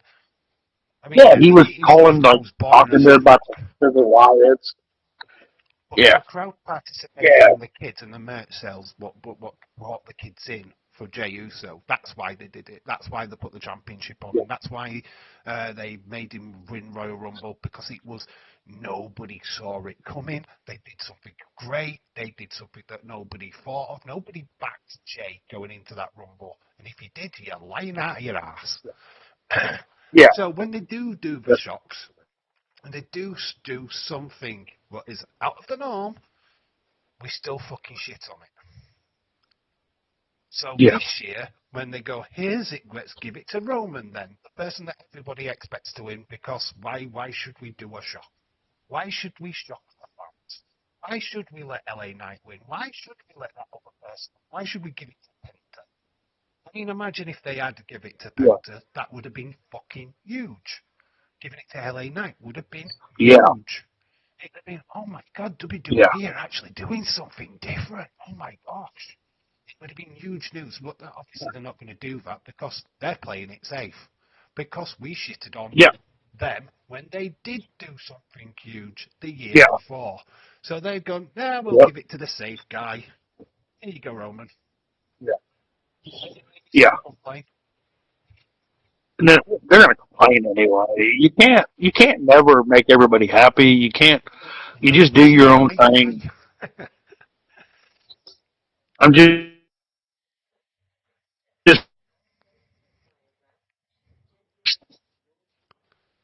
I think we're getting beyond the point of the WWE itself has changed, and it's not changing for better. I don't think.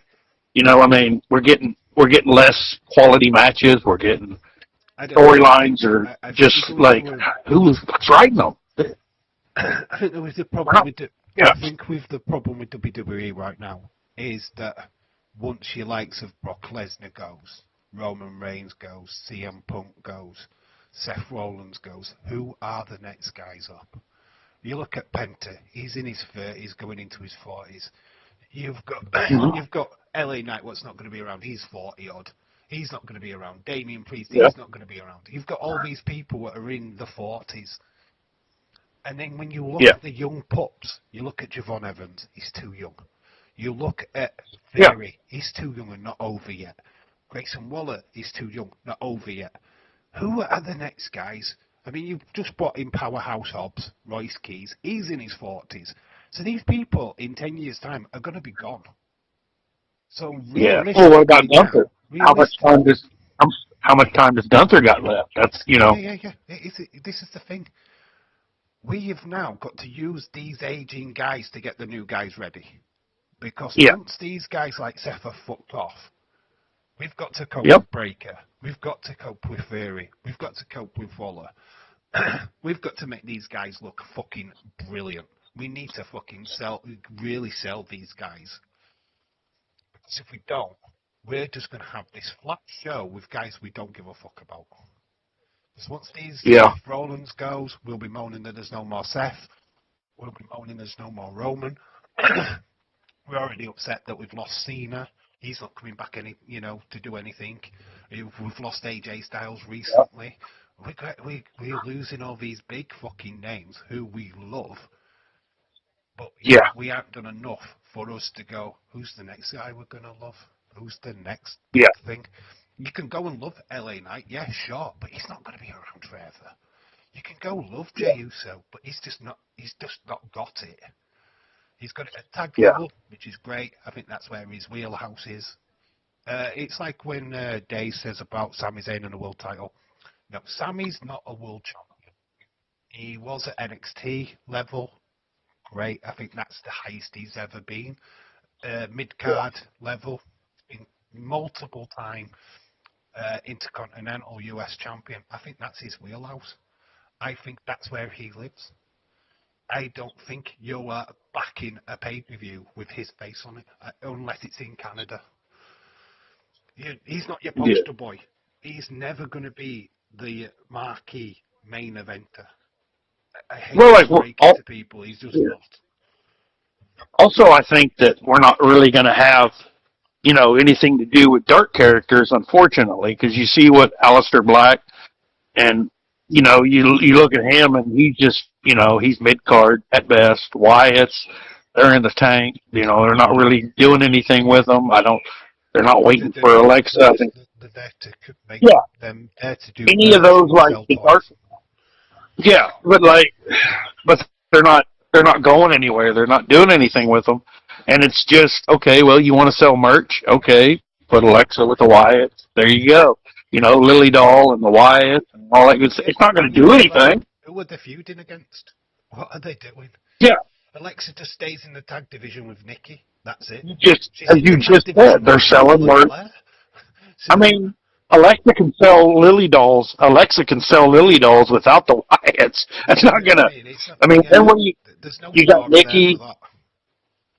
Yeah, and they're not doing. I mean, Nikki's just. She's just. Yeah.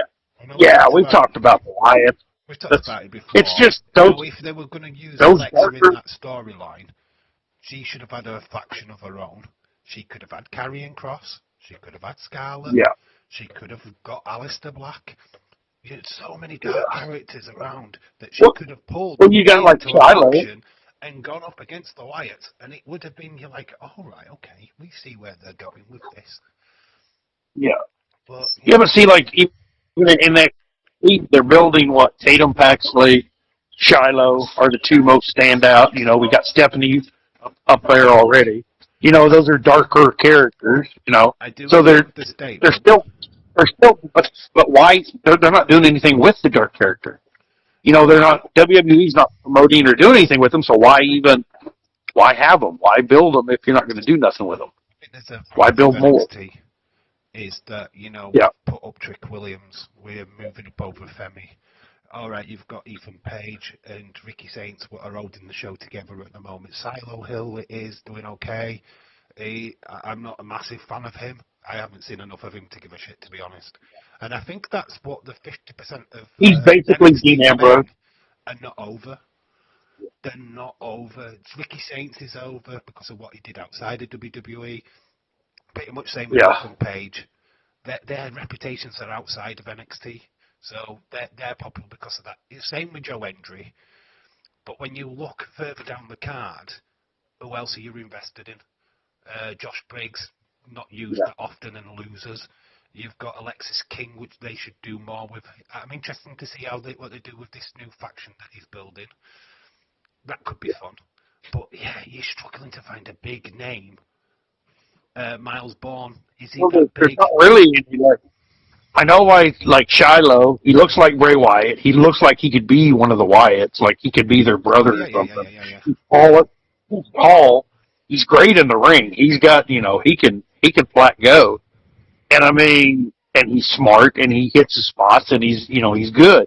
So that's kind of his thing. He could basically be one of the brothers. And then, but other than that, what would you bring him up to put him in the Wyatts? What's that going to do? The Wyatts aren't doing anything and they're not. I mean, would you waste him Shiloh?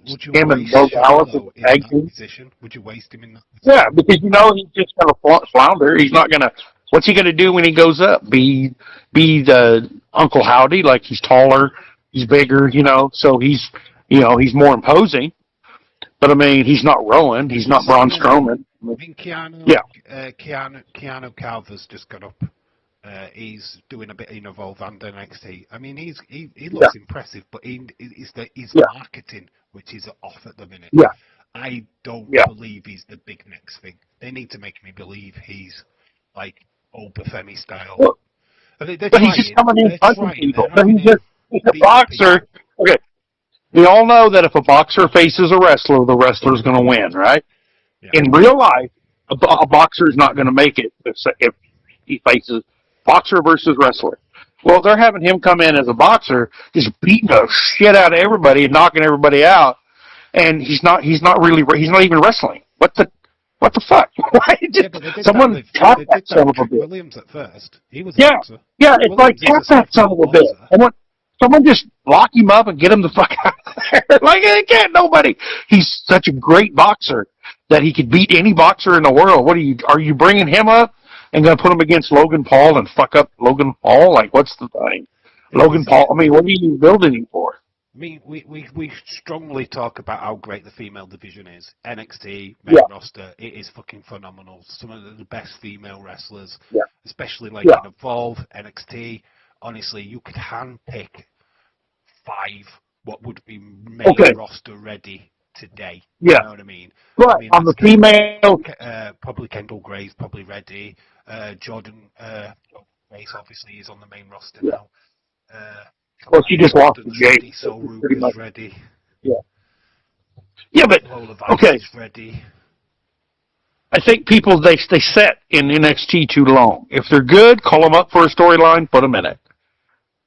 You're in NXT. They're like building stars. Like a lot of guys are just NXT. They're being built as NXT superstars. Like this Yeah, person but here, this you need person to do here. that. You They're need not. to have a draw. You need to have people. What are you going to go and watch?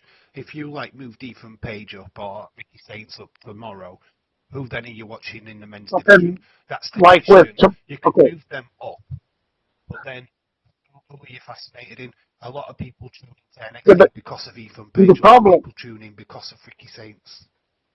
But see, the problem I have with that is, Dave, you have Johnny Gargano, you have Tommaso Ciampa, you have all these great performers that their best matches, and even guys that are up now, you get Trick Williams, their best matches are NXT. What have they done on the main roster? You call them up and you don't fucking do nothing with them. So, you don't put them in storylines. You don't use them, and they earned it.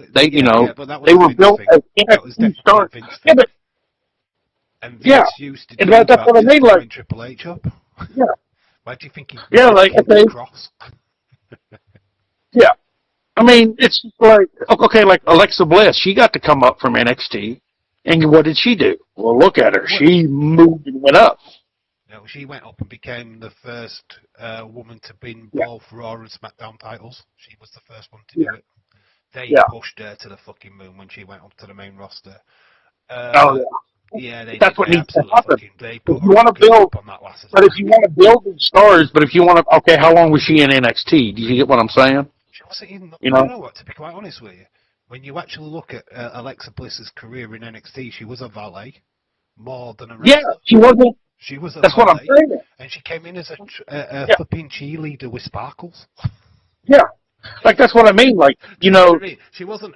I don't even think she won the NXT title. I don't think she yeah, was ever champ. yeah. She never. So She got set up because there was a place for her. yeah, there was That's a what I mean. storyline Like, for her. They liked what she. yeah, They liked the presentation of her, and that's what yeah. They liked worked. how she looked. They liked how she could work in the ring. She wasn't great. She could work in the ring. She was a good wrestler. But like they didn't do. They had a place for her. They had an idea when they seen her and watched her in NXT. Who's watching NXT? Who's looking for a storyline for the? Who's there's? I think without anything really creative on the main roster, we're just that could be the reason we're not getting. I mean, what I'm going to That cover could in be the reason. a future video for the WWE women is how influential that period of time was when we had like Bayley, Yeah, Charlotte Flair, Becky, yeah, because what they did yeah. The Four is Horsemen. they paved the way and made Vince Yeah, look at NXT. They made him uh-huh. go, okay, there is talent down there. So when you got Asuka, what came through, Yeah, Nia Jax, what came through, these were all after like Becky and that went up to the main roster. Alexa Bliss, mm-hmm. you know what I mean? All these, like Shayna Baszler was like next in line sort of thing after the original four Yeah, went up. But without them revolutionising what they did in, when they were down in NXT, would we have got Alexa Bliss main roster? Would we have Nia I don't. Jax? Because Yeah, that's the what I'm work saying. I they don't. did down there made Vince look. Mm-hmm. Without them doing what they did, Vince might have not have looked, might not have gone, NXT. No. He'd have It pulled just up feels Claire like to me, Connors. Vince it had just just feels looked like at if the you're gonna pretty make, ones. yeah, Lacey Evans, come on up. Because you look yeah, like the Charlotte. pretty people, good, beautiful people, or pretty people. Yeah. Well, I mean, I don't know. I don't know if it's right to hold them in NXT. It feels like they get held back. It feels like go ahead and put them up quick, and then then they fail. So, I mean, I don't have the answer. I'm just saying, if Yeah. you're going to build NXT stars, then they should be NXT, roster stars. Give them a title that means something. Give them, give Exactly. them, That's what I mean. their That's what own they show. do. That's what I mean now by not Yeah, just calling up everyone because we want them up on the main roster. They have to keep so yeah, many back because they need people to yeah, still watch their show. They need people to be invested Yeah. in NXT. If you take up Sol Ruka tomorrow, what are you doing with Zarya? Yeah. It's like, what do you do with Yeah. her then? Zarya is all character Yeah, arc, you gotta and she's falling out rebuild with Zarya. Sol Ruka at the minute. You know what I mean? Yeah. So what And does then you Zarya gotta do? build Zarya something up. Yeah. Well, she would become a different character. She would have to, Zarya, of course, would not still be Zarya. You wouldn't just keep her as, Sol Ruka's lackey or this big, strong woman. You'd have to figure out some other place. Yeah. What they're doing right now, they know how popular Sol Ruka is. So when the heel turn Yeah. turns, that's the push for Yeah. Zarya. That's when they push Yeah. Zarya. They don't need to push Yeah. Sol Ruka. She's over. She's won the crowd. I know, yeah, She's she's ready good. for the main roster. Crotch shots Yeah. and everything. She's Yeah. there. She can put as much pheromones on her neck as possible because she's already got it. She's got the crowd Yeah. Yeah. Yeah. She's flapping her all Yeah, you're over right. the place. Anyway, we are going to leave it on that. We've got back to the flapping, which is always good. Yeah. But we are going to call it a day for this week. Back in 2 weeks' time, of course. But yeah, I think we had a really good chat today. I think it's been good. Yeah. Yeah. And remember, guys, in the chat, Well, and I hope everybody who watches enjoys. Go on. Yeah, I'll let you close out. Free the peanuts again. Yep. That's our free the peanuts. Tag. That is our tag. Oh, I get to close it out. Yeah. I'll let you close this. Okay. Free the peanuts. Free the peanuts. We need to free the peanuts. Okay. I hope everybody had a great time. Hope everybody frees their penises in the future. I hope Cynthia and Leeds, make it official one day. And let's see, free the penis. Leeds is free Yeah, the penis. well, it's not. I mean, it officially free the penis. Just free the penis. Okay, Leeds, you need to free the penis. Yeah. Yeah, I'll do a proper. What I'm going to do is I'll end the call, do a proper outro. Well, that's not a proper outro. That's just brilliant. I love what you just said. I'll do a proper one now. I'll do a proper one, you fucking lackey, you piece of... You know how to fucking do shit. I gave you one job and you fucked it up. One job. I could just sat here and did the... Whenever you told me to do the close, I just like... what do I do, George? What do I do? Something like that. Just be fucking... You've just described Daze's chat off to a T there, that's just his audience. Well, I have an opinion that's my own. For my opinion, I'm going to say blue skies are not really blue, they're kind of hazy. That's kind of like... Because when I look out my window... I'll agree with what you said. Sami Zayn is better than Bret Hart. Yeah. Yeah, they always come back they always repeat shit from the previous stream and go, hey, Daze, what do you think about something Daze said the exact stream before? Because they correct them. They'll come back and be like, hey, Daze, this is what I think. And it's exactly what the fuck Daze has said for I hate that. 2 weeks. That reminds me of when Daze said that only a stream ago, or he said it in a video, and you'll have somebody come into chat and go, well, my opinion is... it's exactly the same as what he's just said. They're trying to get Daze's attention to be like, hey, Daze, I think what you thought last night, and guess what? Oh, my God. That's what I think now. And then that would be like, great. I see that comment. That'd be awesome. Yeah, I'm going to let you go ahead. I try going to the chat and Daze, I totally disagree with what you've just said. I totally disagree with everything you said. You just get booed out of I don't give a fuck. If it's the greatest comment in the world, I'm going to say, nah, you're a fucking bellend, you idiot. You don't know shit. I'm just going to be like that. Just to be an ass. Trying to come in here being intelligent and... They're called whistleblowers. Whistleblowers. Yeah. When anybody gives me a compliment like that and go, oh, you're the best YouTuber ever, I just go, fuck off. You fucking man. Yeah. Really? Jesus Christ, I'm not fucking that good. I'll take a compliment, but come on. Hey, except for this podcast, we are the best. We're the most real you're going to get.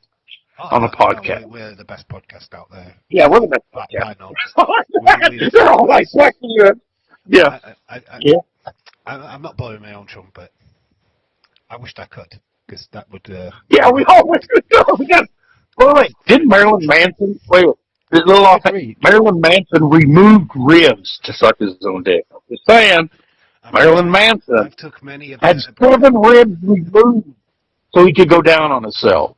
I'm just saying, I thought about it. I thought about, but I don't.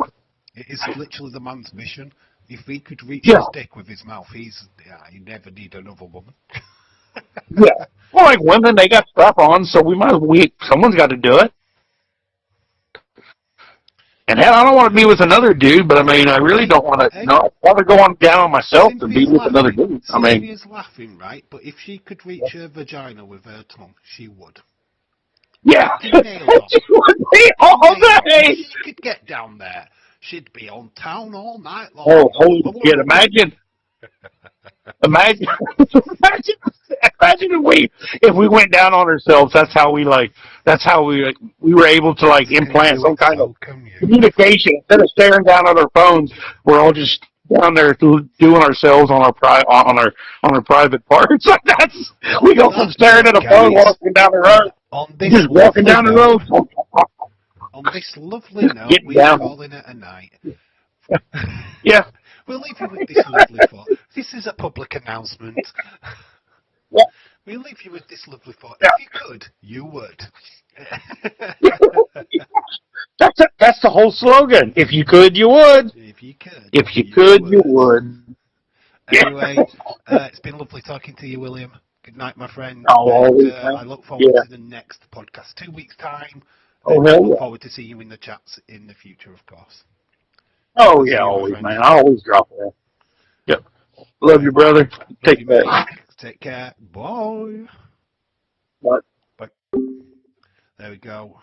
Let's close that off. There we go, guys. Hopefully you enjoyed that. It's always a pleasure, never a chore. Boom. And we'll just bring me out. Fill in a box. Make myself huge. No, we don't need to be that big. But hello. Oh, hey. So we can take that off now and make that in. Boom. So yeah, thank you for everyone's joined. Thank you for your attention, mainly. Glad you've enjoyed the podcast as always, and yeah, me and William will be back in 2 weeks' time. The next live stream from me is Tuesday at NXT, so make sure that you're available for that. Yeah, sadly, no Monday Night Raw or Smackdown this week due to work, but we will definitely back for NXT for sure. How bright is that? But anyway, I will see you all on Tuesday night. Have a great rest of your evening with whatever you're doing. And hopefully Monday's great for you all as well. So once again, thank you to William. Always a pleasure, never a chore. Always great talking to you, man. And yeah, I've been Dave in real life. This is 2 Screwjobs, 1 podcast. And yeah, see you in the next one. And free the penis.